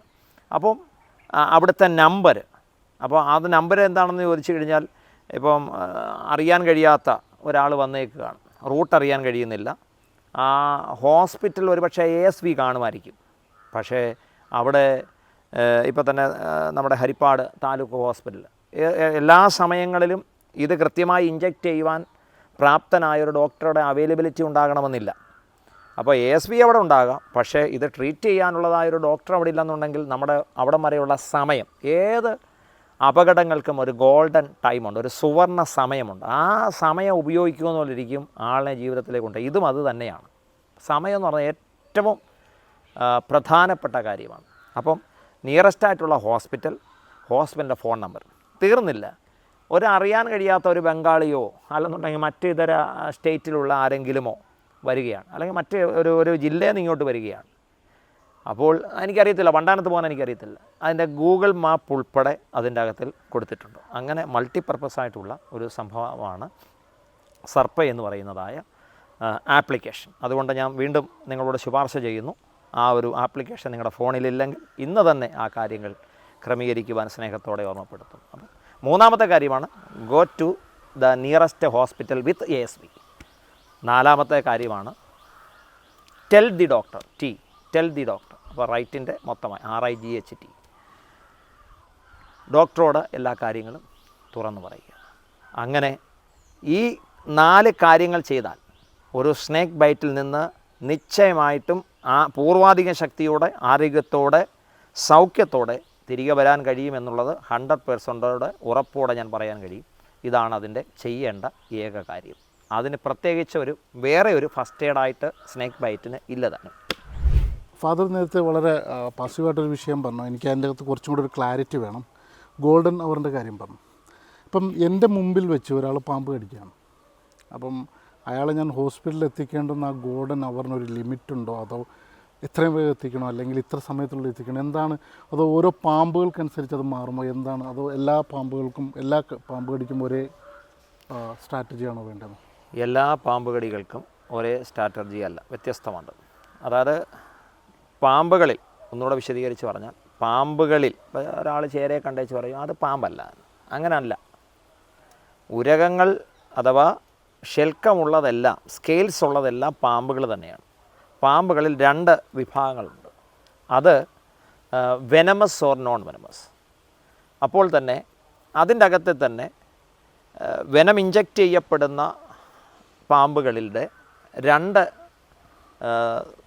നമുക്കുണ്ടാകുന്ന ദൂഷ്യങ്ങളെന്ന് പറയുന്നത് ഹീമോടോക്സിക്കും ന്യൂറോടോക്സിക്കുമാണ്. ശംഖുവരൻ അഥവാ കോമൺ ക്രൈറ്റ്, കോബ്ര, കിങ് കോബ്ര തുടങ്ങിയതായ ആ നിരയിലുള്ള പാമ്പുകൾ നമ്മളെ ബൈറ്റ് ചെയ്യുമ്പോൾ ഉണ്ടാകുന്ന ന്യൂറോടോക്സിക്കാണ്. നാഡീവ്യൂഹത്തെയാണ് അത് ബാധിക്കുന്നത്. അതിന് അതിൻ്റേതായ സിംറ്റങ്ങളുണ്ട്. കണ്ണ് കാണാൻ കഴിയാത്ത, ഒരു വിരലിനെ നോക്കുന്നുണ്ടെങ്കിൽ അത് 10ആയിട്ടുമൊക്കെ കാണുന്ന രീതിയിലേക്ക് മാറും. ആൾ അബോധാവസ്ഥയിലേക്ക് പോകുന്നത് പോലെ തോന്നും. അപ്പോൾ തന്നെ ബ്രീത്തിങ്ങിന്, അതുകൊണ്ടാണ് ഇങ്ങനെയുള്ള ഞാൻ പറഞ്ഞ പാമ്പുകളൊക്കെ കടിക്കുമ്പോൾ ക്രൈറ്റ്, മൂർഖൻ, അതുപോലെ തന്നെ കിങ് കോബ്രയൊക്കെ കടിക്കേണ്ട സാഹചര്യങ്ങൾ വരുന്നുണ്ട്. കിങ് കോബ്ര അങ്ങനെ ബൈറ്റ് ചെയ്യാറില്ല, വളരെ അപൂർവമായിട്ട് മാത്രമേ അതിനെ എന്നെ കടിച്ചിട്ട് പോയാൽ മതി എന്ന് പറഞ്ഞെങ്കിൽ മാത്രമേ അയാൾ അങ്ങനെ ചെയ്യാറുള്ളൂ. പ്രധാനമായിട്ട് ഈ ന്യൂറോടോക്സിക് ഇപ്പം നമ്മുടെ സമൂഹത്തിൽ ഉണ്ടാകുന്നത് ശംഖുവരയനും കോബ്രയും അഥവാ മൂർഖനും ബൈറ്റ് ചെയ്യുന്നതാണ്. അപ്പോൾ അത് നാഡീവ്യൂഹത്തെയാണ് ബാധിക്കുന്നത്. അപ്പോൾ അങ്ങനെ ബ്രീത്തിങ്ങിന് പ്രശ്നം വരുന്നു. അങ്ങനെ ആ നിലകളിലുള്ള സിംറ്റങ്ങളാണ് അതിനുണ്ടാകുന്നത്. എന്നാൽ ആന്തരിക അവയവങ്ങളെ ബാധിക്കുന്ന ഹീമോടോക്സിക് ഉണ്ടാകുന്ന ആ അപകടമുണ്ടാക്കുന്ന പാമ്പുകളാണ് റസൽസ് വൈപ്പർ എന്നറിയപ്പെടുന്ന, അല്ലെങ്കിൽ അണലിവർഗ്ഗങ്ങളിൽ നിന്ന് ഉണ്ടാകുന്ന ബൈറ്റ് ആ നിലകളിലാണ്. ഗോൾഡൻ അവർ എന്ന ഒരു ചോദ്യം വന്നു. ഇത്ര സമയം എടുക്കാം എന്നോ ഇത്ര സമയത്തിന് ഉള്ളിൽ ആണോ എന്ന് നമുക്ക് കൃത്യമായിട്ട് ഈ ഒരു കാര്യത്തിൽ പറയുവാൻ സാധ്യമേ അല്ല. എത്രയും ഇപ്പോൾ കടിച്ച എത്രയും നേരത്തെ ആളിനെ എത്തിക്കാൻ കഴിയുമോ എത്രയും നേരത്തെ എത്തിക്കുക എന്ന് വിചാരിച്ചു കഴിഞ്ഞാൽ, എന്തെങ്കിലും സാഹചര്യങ്ങൾ നിമിത്തം ഒന്ന് ലേറ്റായി കഴിഞ്ഞാൽ ഈ സോഷ്യൽ മീഡിയയിലൂടെ ഇത് വൈറലാകപ്പെടും എന്നുള്ളത് കൊണ്ടുകൂടെ ഞാൻ പറയുകയാണ്. അങ്ങനെ ആശങ്കപ്പെടുകയൊന്നും വേണ്ട. ഇന്നലെ തന്നെ പള്ളിപ്പാട്ട് നടന്ന ആ സ്നേക്ക് ബൈറ്റ് ഞാൻ ഇന്ന് അവിടെ ചെന്നപ്പോൾ എനിക്ക് മനസ്സിലാക്കാൻ കഴിഞ്ഞു. ആ വീട്ടുകാർ തന്നെ പറഞ്ഞു മണിക്കൂറുകൾ പിന്നിട്ടിട്ടാണ് പോയത്. ഇന്ന് ട്രീറ്റ്മെൻറ്റ് ചെയ്യുന്ന ആ ഡോക്ടറെ ഞാൻ ബന്ധപ്പെട്ടിരുന്നു, സംസാരിച്ചു, അദ്ദേഹത്തോട് നേരിട്ട് സംസാരിച്ചിരുന്നു. അപ്പം ആൾ ഓക്കെയാണ്. 10 വയലാണ് എടുത്തിരിക്കുന്നത്. അപ്പോൾ ആൾ ഓക്കെയാണ്. അപ്പോൾ പറഞ്ഞു വന്നത് എന്ന് വിചാരിച്ച മണിക്കൂറുകൾ പിന്നിടണം എന്നല്ല ഞാൻ പറഞ്ഞത്. നിങ്ങൾക്ക് എത്രയും വേഗം ഒരു സ്നേക്ക് ബൈറ്റ് ഏറ്റാൽ എത്രയും വേഗം അതിന് ഇത്ര സമയം എന്നത് നമുക്ക് പറയുക അസാധ്യകരമായ കാര്യമാണ്. അപകടം ഉണ്ടായി എന്നുള്ള ഏതെങ്കിലും നിലകളിലൊരു ബോധ്യതയുണ്ടെങ്കിൽ അത് കടിപ്പാട് എന്ന് വെച്ചതുകൊണ്ടല്ല, മറ്റെന്തെങ്കിലും ഏതെങ്കിലും നിലകളിലുള്ള മാർക്കോ ഒന്നുമല്ല. ഒരു സാധ്യത ഉണ്ടായി, എന്തോ എന്നെ കടിച്ചു എന്ന് കണ്ടാൽ ഉടൻ തന്നെ എന്ത് ചെയ്യുക? ഹോസ്പിറ്റലിൽ പോവുക. മറ്റൊരു കാര്യം കൊണ്ട് പറഞ്ഞാൽ, പണ്ടുള്ള ആളുകളൊക്കെ ചെയ്യുന്ന ഒരു കാര്യമാണ് കടിച്ച പാമ്പിൻ്റെ പുറകിന് പോവുക. പോയിട്ട് ആ പോകുന്നയാൾക്കും ബൈറ്റ് ഏൽക്കുന്നു. അതല്ലെന്നുണ്ടെങ്കിൽ അത് മാത്രമല്ല, ഈ രോഗിയെ കൊണ്ടുകൊണ്ട രോഗിയെ ഇവിടെ ഇട്ടിരിക്കുക, എന്നിട്ട് പാമ്പിൻ്റെ പുറകെ പോവുക. അപ്പോൾ ബഹുനിലകളിൽ ആ നിലകളിലും അപകടമുണ്ട്. നമുക്ക് വളരെ ഏറ്റവും ഫലപ്രദമായ ട്രീറ്റ്മെൻറ്റ് പ്രത്യേകിച്ച് കേരളത്തിലുണ്ട്. നമ്മുടെ ഇപ്പോൾ ഞാൻ ഡോക്ടറോട് ചോദിച്ചു, ഡോക്ടറെ എന്തായിരുന്നു സിംറ്റം എന്തെങ്കിലും ഉണ്ടായിരുന്നു? പ്രത്യേകിച്ച് സിംറ്റങ്ങളൊന്നുമില്ല. പക്ഷേ ബ്ലഡ് പരിശോധിക്കുമ്പോൾ തന്നെ ഇത് ഹീമോടോക്സിക് ആണോ ന്യൂറോടോക്സിക് ആണോ എന്ന് കൃത്യമായിട്ട് അറിയുവാൻ കഴിയുന്ന സംവിധാനം നമ്മുടെ കേരളത്തിലുണ്ട്. അതുകൊണ്ട് നിങ്ങൾ പാമ്പിൻ്റെ പുറകെ പോയി അടുത്ത ഒരു അപകടം ഉണ്ടാക്കാനോ അല്ലെങ്കിൽ ഈ രോഗിയെ സമയബന്ധിതമായിട്ട് ഹോസ്പിറ്റലിൽ എത്തിക്കാതെ അത് ലാഗ് ചെയ്ത് ആ രോഗിക്കൊരു അപകടം ഉണ്ടാക്കാനോ ശ്രമിക്കരുത് എന്നുള്ള കാര്യം കൂടി ഓർപ്പിക്കുന്നു. അതുകൊണ്ട് സമയത്തിൻ്റെ കാര്യത്തിൻ്റെ അകത്തിൽ ഇന്ന സമയം ഇത്ര സമയം എടുത്ത് ചെന്നാൽ മതി എന്ന് പറയുന്ന ഒരു സമയം ആർക്കും പറയുക കഴിയില്ല. എത്രയും വേഗം എന്ത് ചെയ്യുക? നമ്മൾ ആ രോഗിയെ ഹോസ്പിറ്റലിൽ ASV ഉള്ള ആൻറ്റി സ്നേക്ക് വെനമുള്ള ഹോസ്പിറ്റലിലേക്ക് എത്തിക്കുക എന്നുള്ളതാണ് ഏറ്റവും ഫലപ്രദമായ കാര്യം. ഈ ഹോസ്പിറ്റലിൽ എത്തിക്കുന്ന വിഷയം പറഞ്ഞു. അപ്പോൾ അതിനകത്ത് സ്വാഭാവികമായിട്ട് ഇപ്പം നമ്മുടെ കേരളത്തിൽ തന്നെ പല പ്രദേശങ്ങളിൽ ഇപ്പോൾ കാറ് എത്താത്ത സ്ഥലമുണ്ട്, ഓട്ടോ എത്താത്ത സ്ഥലമുണ്ട്, അതോടൊപ്പം തന്നെ ബൈക്കുകൾ സൈക്കിളുകൾ മാത്രമുള്ള സ്ഥലങ്ങളുണ്ട്. അപ്പോൾ ഒരു വീട്ടിൽ ഒരാൾക്ക് പാമ്പ് കടി ഏറ്റു, ആംബുലൻസോ അല്ലെങ്കിൽ കാറോ ഓട്ടോ എത്താൻ ബുദ്ധിമുട്ടുണ്ട്, അല്ലെങ്കിൽ സമയമെടുക്കും. പക്ഷേ ആ വീട്ടിൽ ബൈക്കുണ്ട് അല്ലെങ്കിൽ സൈക്കിളുണ്ട്. ഇങ്ങനെയൊക്കെയുള്ള സിറ്റുവേഷനുകളിൽ ഒരു ഫസ്റ്റ് റിയാക്ഷൻ എന്തായിരിക്കണം പെട്ടെന്ന് എത്തിക്കാനുള്ള ശ്രമത്തിൽ? നമ്മുടെ ആലപ്പുഴ ജില്ല കായലും കരയും എല്ലാം നിറഞ്ഞതാണ്. അപ്പോൾ തന്നെ ജങ്കാർ കയറി യാത്ര ചെയ്യുന്ന അനവധി സ്ഥലങ്ങൾ നമ്മുടെ ആലപ്പുഴ, എടത്തുവ ഈ മേഖലകളിലൊക്കെ തന്നെയുണ്ട്. ഈ ഭാഗത്ത് വരുന്നുണ്ട്. ഞാൻ പറഞ്ഞു, ഒരിക്കലും ഒരു 4 വീലർ വരാൻ വേണ്ടി നിങ്ങൾ വെയിറ്റ് ചെയ്യരുത്. ഇതിപ്പോൾ പറഞ്ഞപ്പോഴാണ് വീണ്ടും ഞാൻ ഇന്നലത്തെ ആ സംഭവം ഒന്ന് ഓർത്തു പോവുകയാണ്. ആ വീട്ടിൽ കാറ് കിടപ്പുണ്ട്. കാർ ഓടിക്കാൻ വേണ്ടി അയൽപക്കത്തെ ആളുകളെ നോക്കി കണ്ടില്ല. ഈ കടി കിട്ടിയ ആളിൻ്റെ അമ്മാവൻ അഥവാ അമ്മാച്ചനെ ഓടി വന്നു. പക്ഷേ അദ്ദേഹം പ്രായാധിക്യമായതുകൊണ്ടും ഒരല്പം കൺജസ്റ്റഡായിട്ടുള്ള ഒരു സ്ഥലത്തേക്കാണ് കാർ ഇട്ടിരിക്കുന്നതുകൊണ്ട് അദ്ദേഹത്തിന് കാർ എടുക്കാൻ കഴിഞ്ഞില്ല. ഇതാണ് അവിടെ ലേറ്റ് ആകുവാൻ ഇടയായിത്തീർന്നതിൻ്റെ ഒരു ഭാഗം. ഞാൻ പറയുന്നു, നിങ്ങൾക്ക് ഒരു 2 വീലറെ കിട്ടിയുള്ളൂ എങ്കിലും ഒരു 4 വീലറിന് വേണ്ടിയോ ഒരു ആംബുലൻസിന് വേണ്ടിയോ സമയം വേസ്റ്റാക്കരുത്. പെട്ടെന്ന് നിങ്ങൾക്കത് കിട്ടുമെന്നുണ്ടെങ്കിൽ ഉപയോഗിച്ചോളൂ. പക്ഷേ ഒരു ആംബുലൻസിന് വേണ്ടിയോ ഒരു 4 വീലറിന് വേണ്ടിയോ നിങ്ങളുടെ സമയം, നിങ്ങൾ ഗോൾഡൻ ഹവർ എന്ത് ചെയ്യരുത്, ഒരു കാരണവശാലും വേസ്റ്റാക്കി കളയരുത്. 2 വീലർ ആണെങ്കിൽ എങ്ങനെ കൊണ്ടുപോകാൻ പറ്റും? ആ രോഗിയെ എങ്ങനെ കൊണ്ടുപോകാൻ പറ്റും? ആളിനെ കൊണ്ട് വണ്ടി ഓടിപ്പിക്കരുത്. വണ്ടി ഓടിപ്പിച്ചാൽ പുറയിലിരിക്കുന്ന ആളിൻ്റെ കാര്യത്തിൻ്റെ അകത്ത് തീരുമാനമാകും. അതുകൊണ്ട് അയാളെ വണ്ടി ഓടിപ്പിക്കരുത്, ഏറ്റവും പുറകിലും ഇരുത്തരുത്, നടുക്കിരുത്തി കൊണ്ടുപോകണം. അഥവാ മലയാളിയുടെ ഭാഷ പറഞ്ഞാൽ ട്രിപ്പിൾ അടിച്ച് പോകണം. 3 പേര് കയറി പോകണം. ആ ആളെ നടുക്കിരുത്തണം. അപ്പോൾ അങ്ങനെ ഇരുത്തി എത്രയും വേഗം എന്ത് ചെയ്യുക? ASV ഉള്ള ഹോസ്പിറ്റലിലേക്ക് കൊണ്ടുപോകുക. അല്ലാതെ സമയങ്ങൾ എന്ത് ചെയ്യരുത്, നമ്മൾ പാഴാക്കി കളയരുത്. ഇപ്പോൾ നമ്മൾ ഹോസ്പിറ്റലിലെത്തി, സാധാരണ ഉണ്ടാകുന്ന ഏറ്റവും വലിയൊരു ഈ പാമ്പ് കടിയായിട്ട് ബന്ധപ്പെട്ടുണ്ടാകുന്ന ഒരു സംഗതിയാണ് പാമ്പ് കടി ഏറ്റ ആളുടെ അയാളുടെ ഉള്ളിലുണ്ടാകുന്നൊരു വ്യാധി, അതോടൊപ്പം തന്നെ കൂടെ നിൽക്കുന്ന ആൾക്കാർക്കുണ്ടാകുന്ന ഒരു പേടി. ഈ രണ്ടും കൂടെ മിക്സ് ആകുമ്പം സ്വാഭാവികമായിട്ടും ഒരു ഭയങ്കര ഹൈലി ഇമോഷണൽ സിറ്റുവേഷൻസ് അവിടെ ക്രിയേറ്റ് ചെയ്യപ്പെടാൻ സാധ്യതയുണ്ട്. പാമ്പ് കടി ഏൽക്കുന്ന ആളും കൂടെ നിൽക്കുന്ന ആളും ആ ഒരു സ്പെസിഫിക് മൊമെൻറ്റിൽ എങ്ങനെ റിയാക്ട് ചെയ്യണമെന്നുള്ളത് നേരത്തെ അച്ഛൻ പറഞ്ഞിരുന്നു. പക്ഷെ ഒന്നും കൂടെ ഒന്ന് പ്രേക്ഷകർക്ക് കൃത്യമായിട്ട് മനസ്സിലാവുന്ന രൂപത്തിൽ ഉണ്ടാകുന്ന ഫീലിംഗ് എന്ന് പറയുന്നത് ആൾ ഡെത്താകും എന്നുള്ളതാണ് ഒരു ചിന്താഗതി. പക്ഷേ ഒരു നിലകളിലും ആൾ ഡെത്താകില്ല. ആ ഫീലിംഗ് നമുക്ക് ഗുണത്തേക്കാളേറെ ദോഷമാണ് ചെയ്യുന്നത്. ഏറ്റവും കൂടുതൽ പാമ്പ് കടിയേറ്റ് മരിക്കുന്നതിൻ്റെ പ്രധാനപ്പെട്ട കാര്യം എന്തെന്ന് ചോദിച്ചു കഴിഞ്ഞാൽ ഈ ആവശ്യമില്ലാത്ത മരണഭീതിയാണ്. അപ്പോൾ അതുകൊണ്ട് ആ ഒരു ഫീലിംഗ് ഉണ്ടാകുന്നുണ്ടെങ്കിൽ പെട്ടെന്ന് ഒരു രോഗിയാണെന്നുണ്ടെന്നുണ്ടെങ്കിൽ പെട്ടെന്ന് ബ്ലഡ് പ്രഷർ വർദ്ധിക്കുകയും അത് കാർഡിയാക് അറസ്റ്റിലേക്കൊക്കെ പോകാനുള്ള സാധ്യതകൾ ഉണ്ടാകുന്നു. അപ്പോൾ വെൻറ്റിലേറ്ററിലാണ് രോഗി എങ്കിൽ പോലും അത് ആവശ്യമാണ്. വെൻറ്റിലേറ്ററിൻ്റെ സപ്പോർട്ട് വളരെ അടിയന്തരമായ ആവശ്യമാണ്. അതിൻ്റെ അർത്ഥം ആൾ മരിക്കാൻ പോകുന്നു എന്നുള്ളതല്ല. ആ ആൾക്ക് ആ രോഗി റിക്കവറായി വരണമെന്നുണ്ടെന്നുണ്ടെങ്കിൽ തീർച്ചയായിട്ടും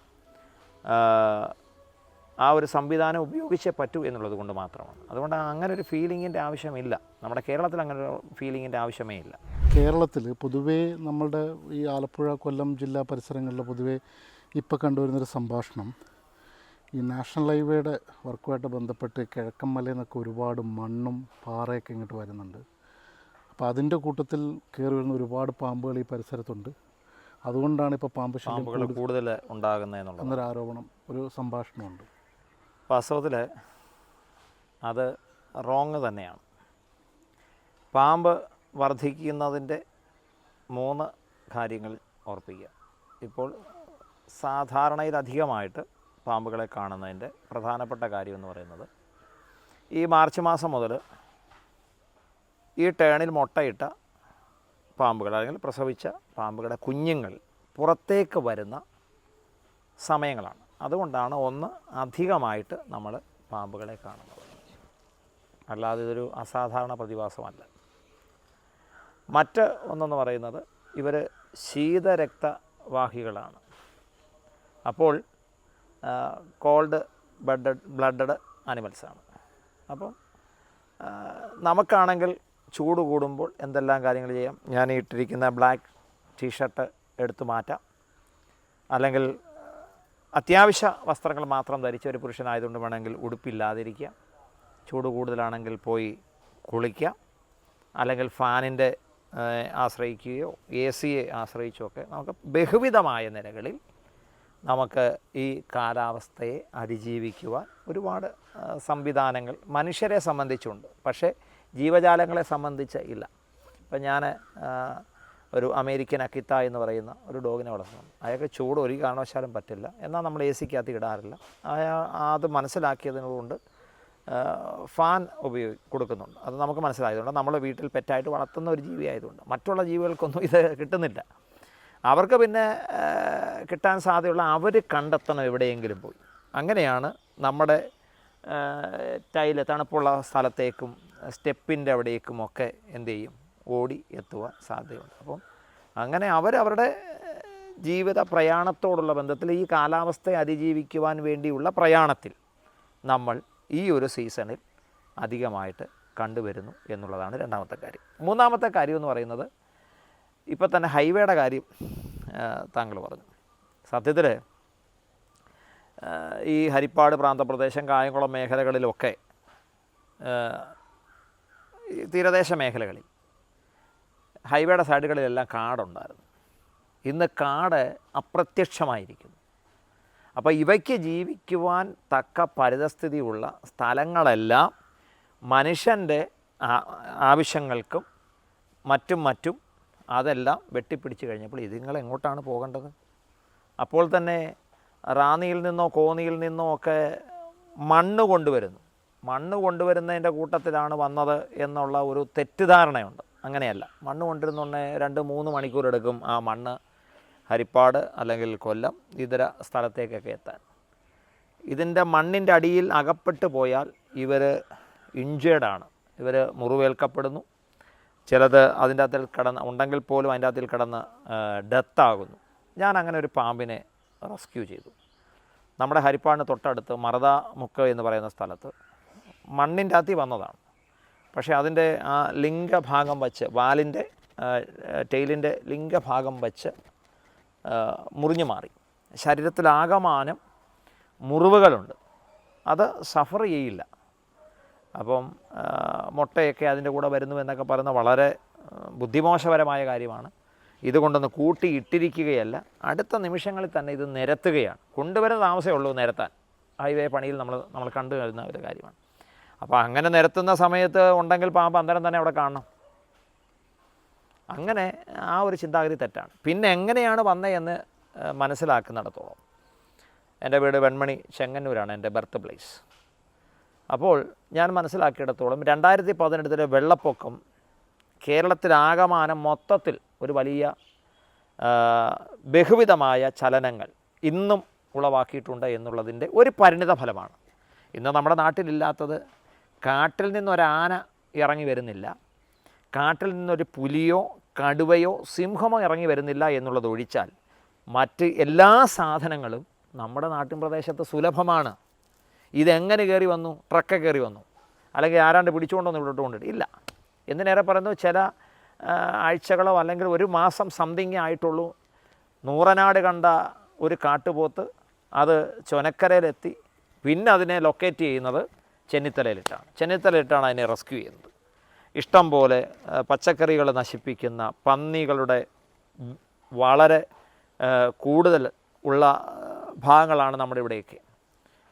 അതേപോലെ തന്നെ മുള്ളംപന്നി എന്ന് വേണ്ട മയില്, അങ്ങനെ മറ്റിതര ജിങ്കിൾ ക്യാറ്റ് എന്ന് പറയുന്നതായ കാട്ടുപൂച്ച എന്നറിയപ്പെടുന്നതായ പൂച്ച, ഇങ്ങനെ ഒരുപാട് സാധനങ്ങൾ, മൃഗങ്ങൾ വനത്തിൽ നിന്നും നമ്മുടെ നാട്ടിൽ ഇന്ന് സുലഭമായി നമ്മുടെ നാട്ടിലുണ്ട്. ആ കൂട്ടത്തിൽ പാമ്പുമുണ്ട്. കാരണം അവിടെയൊക്കെ അവിടുന്നാണ് കിഴക്കൻ വെള്ളമാണ് നമുക്കിവിടെയൊക്കെ ഹരിപ്പാട് പ്രാന്തപ്രദേശങ്ങളിലൊക്കെ കുട്ടനാട് മേഖലയിലൊക്കെ വളരെ ബുദ്ധിമുട്ടുണ്ടായാലും പെയ്ത്ത് വെള്ളമല്ല ആയിരുന്നില്ല, ഡാമുകൾ തുറന്നു വിട്ടു.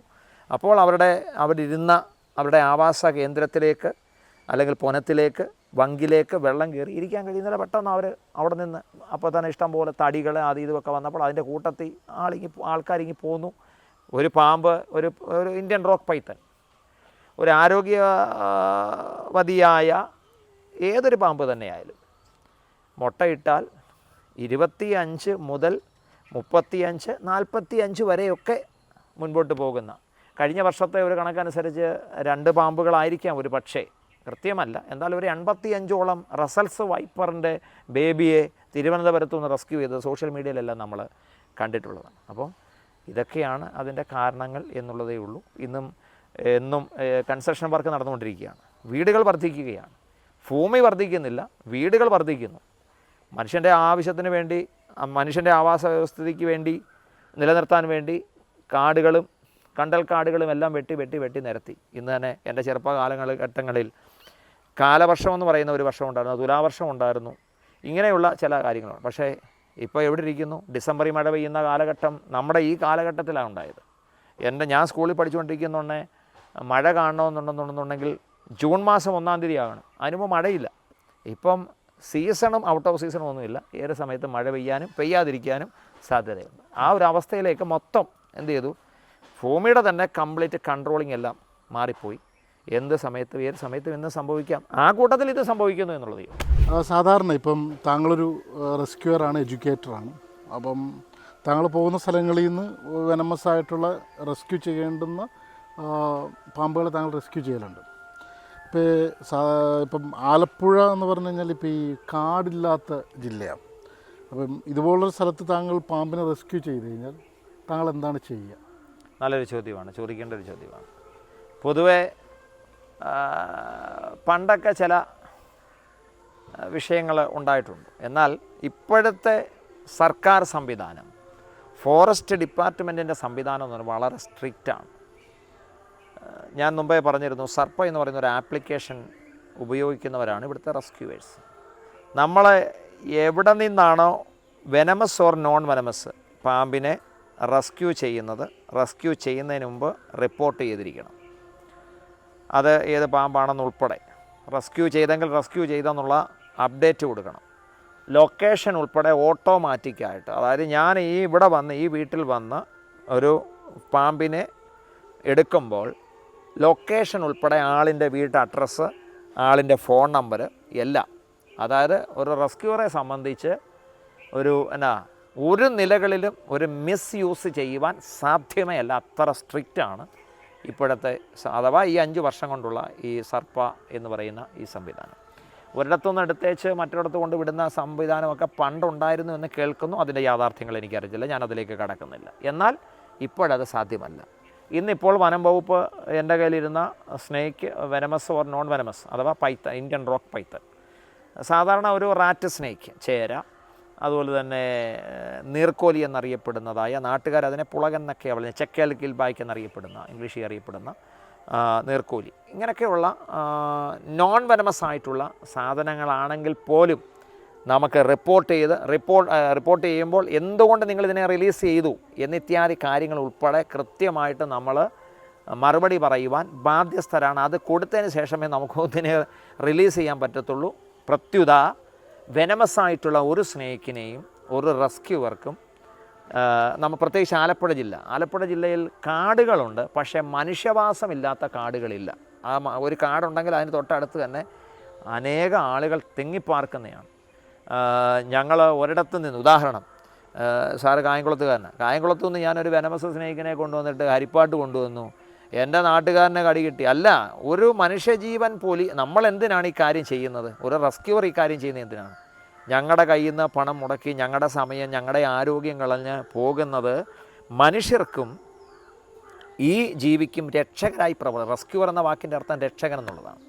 അപ്പോൾ ഞങ്ങളാരും പാമ്പ് കൊടുത്തക്കാരല്ല, നാനാതുറകളിൽ ജോലി ചെയ്യുന്നവരാണ്, ഇതേന്ന് പറഞ്ഞുകൊണ്ട് നിൽക്കുന്നവരാരുമില്ല. എന്നാൽ ഞങ്ങളുടെ വിലപ്പെട്ട സമയങ്ങളും ഞങ്ങളുടെ ആരോഗ്യവും ഞങ്ങളുടെ സമയവും പണവും എല്ലാം ചെലവഴിച്ചാണ് നിങ്ങളുടെ അടുത്തേക്ക് ഞങ്ങൾ എത്തിച്ചേരുന്നത്. ഇന്നലെ ഉച്ചക്കത്തെ ആഹാരം കഴിച്ചതിന് ശേഷം എനിക്ക് രാത്രിയിൽ ഫുഡ് കഴിക്കാൻ സമയം കിട്ടിയില്ല. അതൊരു വളരെ ഫ്രാങ്കായിട്ട് ഞാൻ പറയാം. ഇന്നലത്തെ രാത്രിത്തെ എൻ്റെ ആഹാരം എന്ന് പറയുന്നത് 2 പാളാന്തോടം പഴവും ടാങ്ക് കലക്കി വെച്ച് 1 ഗ്ലാസ് വെള്ളവുമാണ് ഞാൻ കുടിച്ചത്. ഇന്നലത്തെ രാത്രിത്തെ ആഹാരമാണ്. കഴിക്കാനില്ലാഞ്ഞത് കൊണ്ടല്ല, സമയം കിട്ടില്ല. ഞാൻ റെസ്ക്യൂ എല്ലാം കഴിഞ്ഞ് ഇവിടെ വരുമ്പോഴത്തേക്ക് എനിക്ക് 12 മണി കഴിഞ്ഞു. അപ്പോൾ ആ സമയത്ത് ആഹാരം കഴിക്കുന്നതിനോട് എനിക്ക് യോജിപ്പാണ്, ഞാൻ കഴിക്കാറില്ല. പറഞ്ഞു വന്നത്, വെനമസ് സ്നേക്കുകളെ നമ്മൾ എന്ത് ചെയ്യുന്നു എന്നുള്ള ചോദ്യത്തിന് മറുപടിയാണ്. ഇന്ന് ഫോറസ്റ്റ് ഉദ്യോഗസ്ഥരോട് വന്നിരുന്നു. എൻ്റെ കയ്യിൽ കോബ്ര ഉണ്ടായിരുന്നു, റസൽസ് വൈപ്പർ ഉണ്ടായിരുന്നു, ഇന്ത്യൻ റോക്ക് പൈത്തൺ ഉണ്ടായിരുന്നു. ഇതിനെ എല്ലാത്തിനെയും അവർ കൊണ്ടുപോയതിന് ശേഷം ഇവർ ചെയ്യുന്നത് റാന്നിയിൽ ഉൾവനത്തിൽ കൊണ്ടുവന്ന് ഇതിനെ വിടുകയാണ് ചെയ്തു പോരുന്നത്. മനുഷ്യവാസമുള്ളിടത്ത് അവരും വിടാറില്ല. അപ്പോൾ അങ്ങനെ എന്തെങ്കിലും തെറ്റിദ്ധാരണകളുണ്ടെങ്കിൽ അത് മാറ്റണം. ഈ വിഷയത്തെ ഇങ്ങനെയുള്ള സ്നേക്ക് ബൈറ്റ് വിഷയത്തോടുള്ള ബന്ധത്തിൽ ഒരു ബഹുമാന്യനായ ആൾ, ഈ മീഡിയയിൽ പേര് പറയാൻ ഞാൻ വൈമുഖ്യത കാണിക്കുന്നു. എങ്കിലും പേര് പറയുന്നതിന് എനിക്ക് ധൈര്യക്കുറവൊന്നുമില്ല. പക്ഷേ അദ്ദേഹം പറയുന്ന ആ റെസ്ക്യൂർമാരെല്ലാം അവിടെ നിന്ന് എടുത്ത് ചങ്ങേപ്പുറത്ത് വിടുന്നു, ഇങ്ങേപ്പുറത്ത് വിടുന്നു, ആ സിസ്റ്റമൊക്കെ അങ്ങ് പണ്ട് ജാമ്പവൻ്റെ കാലത്തായിരുന്നു. ഇപ്പോൾ സിസ്റ്റമാറ്റിക്കലി തന്നെയാണ് കാര്യങ്ങൾ ചെയ്യുന്നത്. തന്നെയല്ല, ഞങ്ങളെ സംബന്ധിച്ച് ഹരിപ്പാട്ടൊരു അപകടം ഉണ്ടായാലും കോട്ടയത്തൊരു അപകടം ഉണ്ടായാലും ഏറ്റവും കൂടുതൽ വേദനിക്കുന്നത് ഞങ്ങളെപ്പോലുള്ള റെസ്ക്യൂറാണ്. കാരണം ഞങ്ങളുടെ ജീവനെ പണയപ്പെടുത്തിയാണ് ഞങ്ങൾ റെസ്ക്യൂ ചെയ്യുന്നത്. ആരുടെയും ഔദാര്യത്തിനും ആരുടെയും എന്തെങ്കിലും വാങ്ങിച്ചുകൊണ്ടുമല്ല. ഞങ്ങളുടെ പണം മുടക്കി ഞങ്ങളുടെ ജീവനെ പണയപ്പെടുത്തി. ഞങ്ങൾക്ക് കുടുംബമുണ്ട്, കുഞ്ഞുങ്ങളുണ്ട്, ഭാര്യയുണ്ട്, മാതാപിതാക്കളുണ്ട്, സഹോദരങ്ങളുണ്ട്. എന്നാൽ അവരുടെ എല്ലാ എതിർപ്പുകൾ ഒരു ഭാഗത്ത് നിൽക്കുമ്പോഴും, കാരണം ജീവൻ പൊലിയുന്ന അപകടകരമായ ഒരു സാധനമാണ് നമ്മൾ ചെയ്യുന്നത്. വൈൽഡ് ആനിമൽസാണ്. അവരുടെ സ്വഭാവമൊന്നും നമുക്ക് എത്ര വലിയ വർഷങ്ങൾ തികഞ്ഞെന്ന് പറഞ്ഞാലും ശരി, അവരുടെ സ്വഭാവം ഓരോന്നിനും ഓരോ സ്വഭാവമാണ്. എന്ന് പറഞ്ഞതുപോലെ നമുക്കൊരിക്കലും ഒരു മിനിറ്റിനകത്ത് വരുന്ന ടൈം മതി ജീവൻ പൊലിയാൻ. അപ്പോൾ അതുകൊണ്ട് ഒരിക്കലും നമ്മൾ അങ്ങനെയുള്ള ഒരു കാര്യങ്ങൾ ആരും തന്നെ ചെയ്യത്തില്ല. ഫാദർ ചാർലി വർഗീസ്, ഞാൻ നേരത്തെ പറഞ്ഞിരുന്നു, ഒരു പുരോഹിതൻ എന്നതുപോലെ തന്നെ റെസ്ക്യൂവറാണ്, എഡ്യൂക്കേറ്ററാണ്.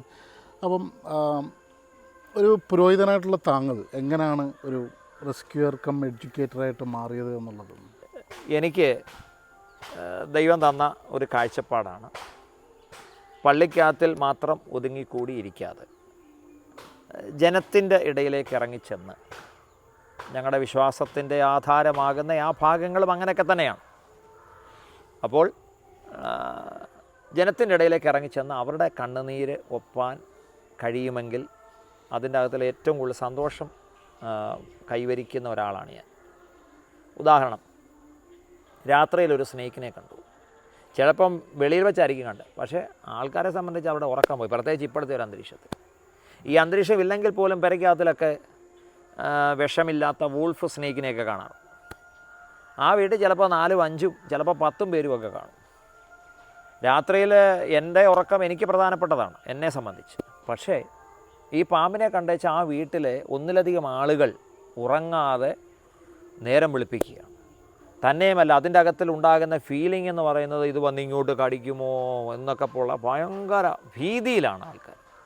അങ്ങനെ ഇരിക്കുന്ന സാഹചര്യത്തിലായിരിക്കും നമുക്കൊരു കോൾ വരുന്നത്, ചെന്ന് അതിനെ നിമിഷ നേരം കൊണ്ട് അതിനെ റെസ്ക്യൂ ചെയ്തു നമ്മൾ തിരികെ പോരുന്നു. അപ്പോൾ അവർ പറയുന്ന പദപ്രയോഗങ്ങൾ വളരെ ഹൃദയസ്പർശിയാണ്. അയ്യോ സമാധാനമായി, അയ്യോ സ്വസ്ഥത കിട്ടി, അയ്യോ ഇന്ന് സമാധാനത്തോടെ കിടന്നുറങ്ങാം, അയ്യോ ആകപ്പാട് പേടിച്ചു പോയി. ഇങ്ങനെയൊക്കെയുള്ള വാക്കുകൾ കേൾക്കുന്നുണ്ട്. സത്യത്തിൽ നമ്മുടെ ജീവൻ വച്ചുള്ള ഈ ഒരു റെസ്ക്യൂ സംവിധാനം നമുക്ക് വളരെ വളരെ സംതൃപ്തിയാണ് നൽകിത്തരുന്നത്. സാമൂഹ്യ സേവന രംഗത്തോടുള്ള ബന്ധത്തിൽ, സാമൂഹ്യ സേവനത്തോടുള്ള ബന്ധത്തിൽ ഗവൺമെൻറ്റിൻ്റെ ഒരു പ്ലാറ്റ്ഫോമാണ് സിവിൽ ഡിഫൻസ്. അതിലേക്കൊക്കെ വരാൻ കാര്യം എന്ന് പറയുന്നത് ഗവൺമെൻറ്റുമായിട്ട് ബന്ധപ്പെട്ട, കാരണം നാളുകളിൽ ഒരു സാധാരണ ഒരാളായിട്ട് ഒരു ആക്സിഡൻറ്റ് നടന്നു, ഒരു തീപിടുത്തം നടന്നു, ഒരു വെള്ളപ്പൊക്കത്തിൻ്റെ ഒരു ദുരന്തം നടന്നു. അവിടേക്ക് ചെല്ലുന്നുണ്ടേ നമ്മളൊരു സാധാരണ ആളാണെങ്കിൽ നമ്മൾ അവിടെ നിന്ന് മാറിക്കൊടുക്കേണ്ട സാഹചര്യം വരുന്നു. അപ്പോൾ തന്നെ നമുക്ക് ട്രെയിനഡ് അല്ലാത്തത് കൊണ്ട്, ട്രെയിനിങ് ലഭ്യമല്ലാത്തത് കൊണ്ട് ആ നിലകളിൽ നമുക്ക് കാര്യങ്ങൾ അറിയാൻപ്പെടാതെ പോകും. അപ്പോൾ അതുകൊണ്ട് തന്നെ ജനത്തിനൊരു സഹായമാകുന്ന നിലകളിൽ civil defence, Kerala civil defence ഫയർഫോഴ്സിൻ്റെ അണ്ടറിൽപ്പെട്ടതായ ഒരു സേനാവിന്യാസമാണ്, പ്രതിഫലമില്ലാത്തൊരു സേനാവിന്യാസമാണ്. ഈ അടുത്ത സമയത്ത് നടന്ന ചൂരൽമലയിൽ വരെ നടന്ന ദുരന്തങ്ങളിൽ കടന്നുപോയി ആ ജനത്തിൻ്റെ ോട് ചേർന്ന് അവരെ സഹായിക്കുവാൻ, ശാരീരികമായി സഹായിക്കാൻ, പണപരമായിട്ട് സഹായിക്കാൻ നിരവധി പേരുണ്ട്. എല്ലാ സാമുദായിക മേഖലകളിൽ നിന്നുമൊക്കെ അനേകർ പണം കൊടുത്തൊക്കെ പലരെയും സഹായിക്കുന്നുണ്ട്. പക്ഷേ ജീവൻ കൊടുത്ത് സഹായിക്കുന്നത് വളരെ വിരളമാണ്. അവരവരുടെ ജീവൻ എല്ലാവരെയും സംബന്ധിച്ചും വളരെ വിലപ്പെട്ടതാണ്. അപ്പോൾ അതിന് ഞങ്ങളുടെ ജീവന് ഒരു വിലയില്ല എന്നുള്ളതല്ല എൻ്റെ ഒരു കാഴ്ചപ്പാട്. ദൈവം എനിക്ക് തന്നൊരു കാഴ്ചപ്പാട്. ഒരു ജീവിതമേ ഉള്ളൂ ഈ ഭൂമിയിൽ. അപ്പം അത് ആർക്കെങ്കിലുമൊക്കെ ഒരു സഹായമായിട്ട് മാറാൻ കഴിഞ്ഞെങ്കിൽ അത് ഏറ്റവും വലിയ ഭാഗ്യമായിട്ടാണ് ഞാൻ കാണുന്നത്. അതുകൊണ്ട് തന്നെ സിവിൽ ഡിഫൻസിൽ ഞാൻ, എൻ്റെ വൈഫ്, മോൾ പ്രായപൂർത്തിയായിട്ടില്ല എന്നുള്ളത് കൊണ്ട് അവിടെ ഈ രംഗത്തില്ല എന്നുള്ളത് ഒഴിച്ചാൽ, കോവിഡിൻ്റെ സമയത്തായാലും 2012 വെള്ളപ്പൊക്കത്തിൻ്റെ സമയത്തായാലും ഇപ്പോൾ നടക്കുന്ന ഈ പ്രതിഭാസങ്ങളോടുള്ള ബന്ധത്തിലാണെങ്കിലും വളരെ ഭംഗിയായിട്ട് ഈ കാര്യങ്ങൾ നിർവഹിച്ചു പോകുന്നു. അങ്ങനെ ഇരിക്കുന്നുണ്ടെയാണ് ഈ വൈൽഡ് ആനിമൽസിനെയൊക്കെ കണ്ടിട്ട് ആളുകൾ നമ്മളെ ബന്ധപ്പെടുകയാണ്. അതിന് അതിൻ്റേതായ പ്രോട്ടോക്കോളുകളുണ്ട്. 1972 മുതൽ ഇത് ഷെഡ്യൂൾ 1-ലും, ഉരകങ്ങൾ പ്രത്യേകിച്ച് ഷെഡ്യൂൾ 1-ലും ഷെഡ്യൂൾ 2-ലും പെട്ടവയാണ്. അവയെ ലൈസൻസ് ഇല്ലാത്ത ഒരാൾ അതിനെ പിടിക്കുക, അതിനെ ഉപദ്രവിക്കുക, എന്ത് ചെയ്തെന്ന് പറഞ്ഞാലും ശരി, അത് ക്രിമിനൽ ആക്റ്റാണ്. ഷെഡ്യൂൾ 1-ൻ്റെ വയലേഷൻ എന്ന് പറഞ്ഞാൽ 4 വർഷം മുതൽ 7 വർഷം വരെ അകത്ത് പോകും. ഷെഡ്യൂൾ 2-ൻ്റെ വയലേഷൻ എന്ന് പറഞ്ഞാൽ 3 വർഷം മുതൽ 4 വർഷം വരെ. തന്നെയുമല്ല, ശാസ്ത്രീയമായിട്ട് റെസ്ക്യൂ ചെയ്യാൻ അറിയാൻ വയ്യാത്ത ഒരാൾ അതിനെ കയറി, വൈൽഡ് ആനിമൽസ് അതിനെ കയറി റെസ്ക്യൂ ചെയ്യാൻ ചെയ്താൽ തീർച്ചയായിട്ടും ചിലപ്പോൾ 1-2 ഇതിനൊക്കെ രക്ഷപ്പെട്ടെങ്കിലും അത് വലിയ ഗുരുതരമായ അപകടത്തിലേക്ക് പോകും. ഒന്ന്, ജീവൻ ഹനിക്കേണ്ടതായ സാഹചര്യം ഉണ്ടാകപ്പെടുന്നു. ഈ രാജ്യത്തിൻ്റെ നിയമം നമ്മൾ ലംഘിക്കേണ്ടതായിട്ട് വരുന്നു. ഒരു നിയമം നമ്മൾ പാലിക്കാൻ വേണ്ടിയാണ്, അല്ലാതെ അതിനെ ത്യജിക്കാൻ വേണ്ടിയല്ല. അപ്പോൾ ഈ കാരണങ്ങൾ കൊണ്ട് അപ്പം ഇങ്ങനെ വൈൽഡ് ആനിമൽസിനെ കാണുന്നുണ്ടെങ്കിൽ ആൾക്കാർ വിളിക്കുന്നു. അത് ഷെഡ്യൂളിൽ പെട്ടതായതുകൊണ്ട് ലൈസൻസ് വേണം, അത് ട്രെയിനഡ് ആയിട്ടുള്ള ആൾക്കാർക്ക് അത് റെസ്ക്യൂ ചെയ്യാൻ കഴിയത്തുള്ളൂ. തീർന്നില്ല, ഒരു നിയമവശം ഇവിടെ നിൽക്കുന്നു. അതുകൊണ്ട് എന്ത് ചെയ്തു, ഈ റെസ്ക്യൂ, ശാസ്ത്രീയമായ റെസ്ക്യൂ പരിശീലിക്കാൻ എന്നെ സംബന്ധിച്ച് ഞാൻ ഇങ്ങനെയൊക്കെയുള്ള ജീവികളെ കാണുന്നുണ്ട് ഏറ്റവും ഭംഗിയായിട്ട് എനിക്കതിനെ ഇല്ലാതാക്കാൻ വളരെ കൃത്യമായിട്ട് എനിക്കറിയാവുന്ന വെൽ ട്രെയിനഡ് ആയിട്ടുള്ള ആളായിരുന്നു അന്ന് ആ സമയങ്ങളിലൊക്കെ. പക്ഷേ ഇത് ഈ ഭൂമിയിൽ ജീവിക്കേണ്ടതിൻ്റെ ആവശ്യകതയും നമ്മുടെ നിയമവ്യവസ്ഥിതിയും ഇതെല്ലാം മനസ്സിലാക്കിയപ്പോൾ എന്ത് ചെയ്യുന്നു, ഫോറസ്റ്റ് ഡിപ്പാർട്ട്മെൻറ്റിൻ്റെ ഒരു റെസ്ക്യൂവറായി, ലൈസൻസ് ഉള്ള റെസ്ക്യൂവറായിട്ട്, എഡ്യൂക്കേറ്ററായിട്ട് മുൻപോട്ട് പോകുന്നു. നമ്മളിത് അവസാനിപ്പിക്കുന്നതിന് മുമ്പ് 1-2 ചില ബേസിക് ക്വസ്റ്റ്യൻസ് കൂടെ ഞാൻ ചോദിക്കുകയാണ്. ഒന്ന്, സാധാരണ പാമ്പുകളെ കൂടാതെ നമ്മളിപ്പോൾ ഒരു വീട്ടിൽ താമസിക്കുമ്പോൾ അല്ലെങ്കിൽ നമ്മൾക്കൊരു ഇതുപോലൊരു ചുറ്റുവട്ടത്ത് നമ്മൾ ജീവിക്കുമ്പോൾ പാമ്പുകളെ കൂടാതെ നമ്മൾ കെയർഫുൾ ആയിരിക്കേണ്ട മറ്റ് ജീവികൾ ഏതൊക്കെയാണ്, പ്രത്യേകിച്ച് ഇതുപോലുള്ള കാടല്ലാതെയുള്ള സാഹചര്യങ്ങളിൽ? മറ്റ് ജീവികളെന്ന് പറയുമ്പോൾ ഈ പഴുതാരയുണ്ട്, എന്തിനേറെ പറയുന്നു ചൊറിത്തവളകളൊക്കെ ഉണ്ട്. ഇതെല്ലാം വരുന്നുണ്ടെങ്കിൽ ഓർത്തോണം, നമ്മുടെ വീടും പരിസരവും വൃത്തിയല്ല. അല്ലെങ്കിൽ നമ്മുടെ ഫുഡ് വേസ്റ്റ് ഒരു മധുരമുള്ള സാധനം ഫുഡ് വേസ്റ്റ് വലിച്ചെറിഞ്ഞാൽ എല്ലാ സാധനങ്ങളും അവിടെ വരും. എലി മാത്രമല്ല, ഉറുമ്പ് വരും. ഇത് നമുക്ക് ഗുണമല്ല. അപ്പം നമ്മുടെ വീടും പരിസരവും ഒരു ജീവിയും വരത്തില്ല. നമ്മുടെ വീടും പരിസരവും വളരെ വൃത്തിയായി സൂക്ഷിക്കുക എന്നുള്ളതാണ് ഒരു ജീവികളും, ഒരു ക്ഷുദ്രജീവികളും നമ്മുടെ വീട്ടിലും പരിസരത്തും വരാതിരിക്കാൻ കഴിയുന്നതിന് നാം എടുക്കേണ്ടതായ മുൻകരുതൽ അത് മാത്രമാണ്. പിന്നെ മറ്റൊരു ചോദ്യം, ഇപ്പോൾ സാധാരണ ഇപ്പോൾ താങ്കളെ ഫോൺ വിളിക്കുമ്പം അല്ലെങ്കിൽ സർപ്പേയിൽ ആരെങ്കിലും രജിസ്റ്റർ ചെയ്തിട്ട് താങ്കളുടെ അടുത്തേക്ക് എത്തുമ്പോൾ താങ്കളുടെ വാഹനം എടുത്തിട്ട് ഓടി ആ സ്ഥലത്തെത്തും. എന്നിട്ട് താങ്കളുടെ ചിലവിൽ തന്നെ താങ്കൾ തിരിച്ച് വീട്ടിലേക്ക് വരികയാണ്. അപ്പോൾ സ്വാഭാവികമായിട്ടും എല്ലാവർക്കും ഉള്ളൊരു സംശയം, ഈ സ്നേക്ക് റെസ്ക്യൂവർ അല്ലെങ്കിൽ പിന്നെ സിവിൽ ഡിഫൻസിലെ ഒരു വോളണ്ടിയർ ഇത് തികച്ചും പിന്നെ എന്താണ് ഒരു റെമ്യൂണറേഷനോ അല്ലെങ്കിൽ ഒരു പ്രതിഫലം ഇല്ലാത്ത വർക്കാണോ, അതോ കാശ് കിട്ടിയിട്ടാണോ ഇവർ വരുന്നതെന്നൊക്കെ ആൾക്കാരുടെ ഉള്ളിൽ ഇങ്ങനെ ഒരു തോന്നലുണ്ടാവാറുണ്ട്. ഇത് രണ്ടും ഒരു വോളണ്ടിയർ സർവീസാണ്. വോളണ്ടിയർ എന്ന് പറയുമ്പോൾ എന്തും ചെയ്യുക, എന്ത് കഷ്ടനഷ്ടവും സഹിച്ച് ചെയ്യുവാൻ തക്കണം. യാതൊരു വിധമായ റെമ്യൂണറേഷനും ഈ രണ്ട് സംവിധാനങ്ങൾക്കുമില്ല. അവരവരുടെ കയ്യിൽ നിന്ന് ഒരു റെസ്ക്യൂവർ, എനിക്ക് മാത്രമല്ല ഓൾ കേരള റെസ്ക്യൂവേഴ്സിന് യാതൊരു വിധമായ, ഞാൻ ഇങ്ങനെ അതിനെ അങ്ങ് ചേർത്തങ്ങ് പറയാം, അതിൻ്റെ അകത്തിലെല്ലാം ഉണ്ട്. ഒരു ഗ്ലാസ് വെള്ളം നിങ്ങൾക്ക് ആവശ്യമെങ്കിൽ നിങ്ങളുടെ വീട്ടിൽ നിന്ന് കൊണ്ടുപോയി കുടിക്കണം. ഫോറസ്റ്റിൻ്റെ ഈ സംവിധാനത്തെ സംബന്ധിച്ച്, റെസ്ക്യൂ സംവിധാനത്തെ സംബന്ധിച്ച് ഒരു ഗ്ലാസ് വെള്ളം പോലും ചോദിച്ച് വാങ്ങരുത് എന്നുള്ളതാണ്. എന്തെങ്കിലും തന്നാൽ, ഇപ്പോൾ താങ്കൾ എന്നെ താങ്കളുടെ ഒരു ആവശ്യത്തിന് വേണ്ടി വിളിച്ചു, ഇത്രയും ഓടി വന്നു, സാറേ ഒരു ചായ കുടിച്ചിട്ട് പോയാം എന്ന് പറഞ്ഞാൽ തീർച്ചയായിട്ടും സ്വീകരിക്കുക.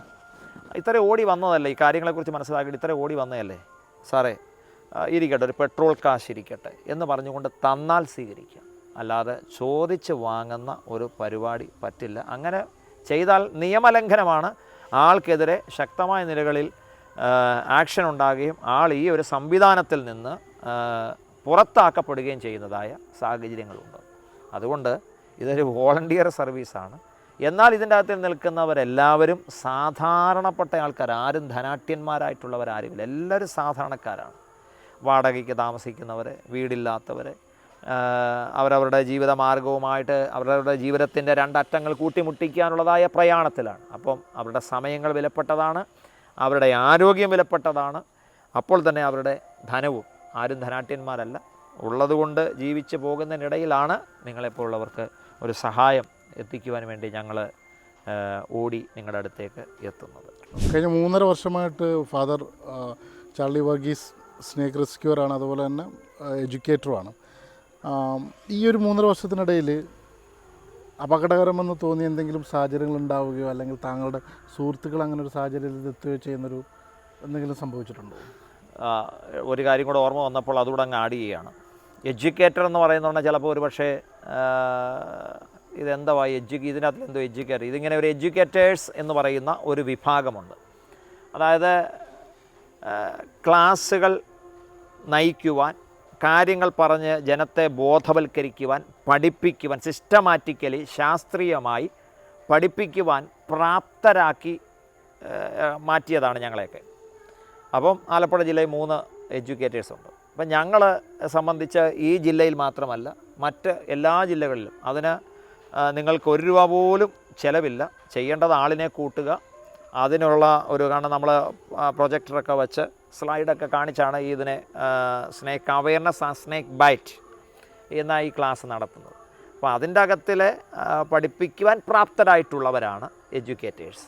അങ്ങനെ ഒരു വിഭാഗമുണ്ട്. അതിനുവേണ്ടി പ്രത്യേക പെർമിഷനും വനം വകുപ്പിൻ്റെ പെർമിഷനും ആവശ്യമാണ്.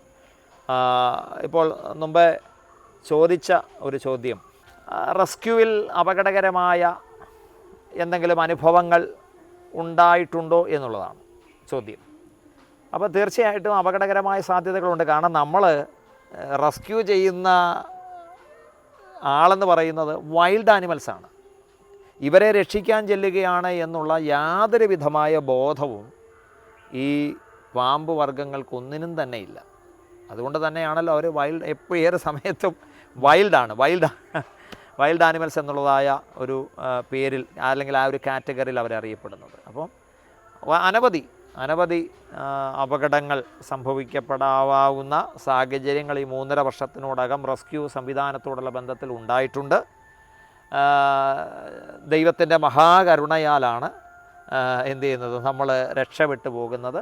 അപ്പോൾ തന്നെ നമ്മൾ ശാസ്ത്രീയമായി റെസ്ക്യൂ ചെയ്യുന്നത് കൊണ്ട്, അതും പറയാതിരിക്കാൻ തരവില്ല, ശാസ്ത്രീയമായി റെസ്ക്യൂ ചെയ്യുന്നത് കൊണ്ട് അപകടങ്ങൾ ഒരു പരിധി വരെ എന്തു ചെയ്യുകയാണ്, വഴിമാറിപ്പോകുന്ന സാഹചര്യങ്ങളുമുണ്ട്. ശാസ്ത്രീയമായി സിസ്റ്റമാറ്റിക്കലി ശാസ്ത്രീയമായി റെസ്ക്യൂ ചെയ്താൽ. മദ്യപിച്ച് ഒരു കാരണവശാലും ഒരു റെസ്ക്യൂവർ നോർമൽ മൈൻഡിലല്ലാത്ത ഒരാൾ ഒരു കാരണവശാലും റെസ്ക്യൂവിന് പോകരുത് എന്നുൾപ്പെടെ നിർദ്ദേശിക്കുന്ന ഒരു ഭാഗമാണ് ഈ സംവിധാനം. അപ്പോൾ അങ്ങനെ പോലും മദ്യപിച്ചിട്ടാണ് അല്ലെങ്കിൽ നോർമലല്ല ആൾ പോകാൻ അനുവദിക്കുന്നതേയില്ല. അപ്പം അങ്ങനെയൊക്കെ ബഹുവിധമായ നിലകളിൽ അപകടങ്ങളിൽ നിന്ന് നമുക്ക് രക്ഷപ്പെട്ട് പോകാൻ കഴിയുന്നു. പിന്നെ നമ്മൾ ഉപയോഗിക്കുന്ന ശാസ്ത്രീയമായ മെത്തേഡ് ഒരു ഹുക്കും ബാഗുമാണ്.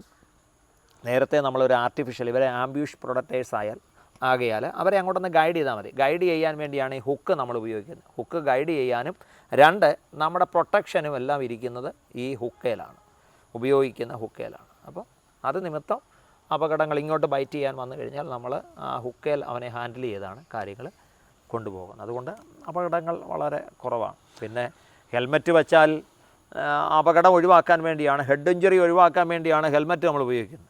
എന്നാൽ ഹെൽമറ്റ് ധരിച്ചവൻ്റെ തലയിൽ കൂടെ പാണ്ടി ലോറി കയറി ഇറങ്ങിപ്പോയ സാഹചര്യങ്ങൾ നമ്മുടെ കേരളത്തിൽ തന്നെയുണ്ട്. എന്ന് വിചാരിച്ച് അങ്ങനെ ഒരാൾക്ക് സംഭവിച്ചു എന്ന് വിചാരിച്ച് ഇനി ആരും ഹെൽമറ്റ് ഉപയോഗിക്കണം, ഹെൽമറ്റ് ഉപയോഗിച്ചാൽ അപകടം നടക്കുമെന്ന് പറഞ്ഞു കഴിഞ്ഞ് പോയാൽ അത് ബഹുവിധമായ നഷ്ടങ്ങൾക്കും കഷ്ടങ്ങൾക്കും കാരണമായിട്ട് മാറും. അപ്പം ഒരു പരിധിയിൽ അധികം ശാസ്ത്രീയമായ റെസ്ക്യൂ ചെയ്യുന്നത് നിമിത്തം അപകടങ്ങൾ നമുക്ക് ഒഴിവാക്കാൻ തന്നെ കഴിയും. എന്നാൽ അപകടങ്ങൾ ഇല്ലയോ എന്ന് ചോദിച്ചാൽ അപകടങ്ങളുണ്ട്. എന്നാൽ എല്ലാം ഉടയ തമ്പുരാൻ്റെ കൈകളിൽ. അല്ല, ഇതിനകത്ത് ഈ ശാസ്ത്രീയത്തിൻ്റെ കാര്യം പറഞ്ഞപ്പോഴേ മുമ്പൊരിക്കൽ ഞാൻ പിന്നെ ഫാദറോട്ട് സംസാരിച്ചപ്പം ഫാദർ ആ റെസ്ക്യൂ ചെയ്യുമ്പോഴുള്ള ആ ഹുക്കും മറ്റേ സംഗതി അതിനകത്ത് എന്തുകൊണ്ട് പാമ്പ് അതിനകത്തോട്ട് കയറിപ്പോകുന്നതിൻ്റെ ഒരു റീസൺ പറഞ്ഞു. പലർക്കും ആകാംക്ഷ ഉണ്ടാവും എന്തുകൊണ്ടാണ് അങ്ങനൊരു ടൂൾ ഉപയോഗിക്കുന്നത്.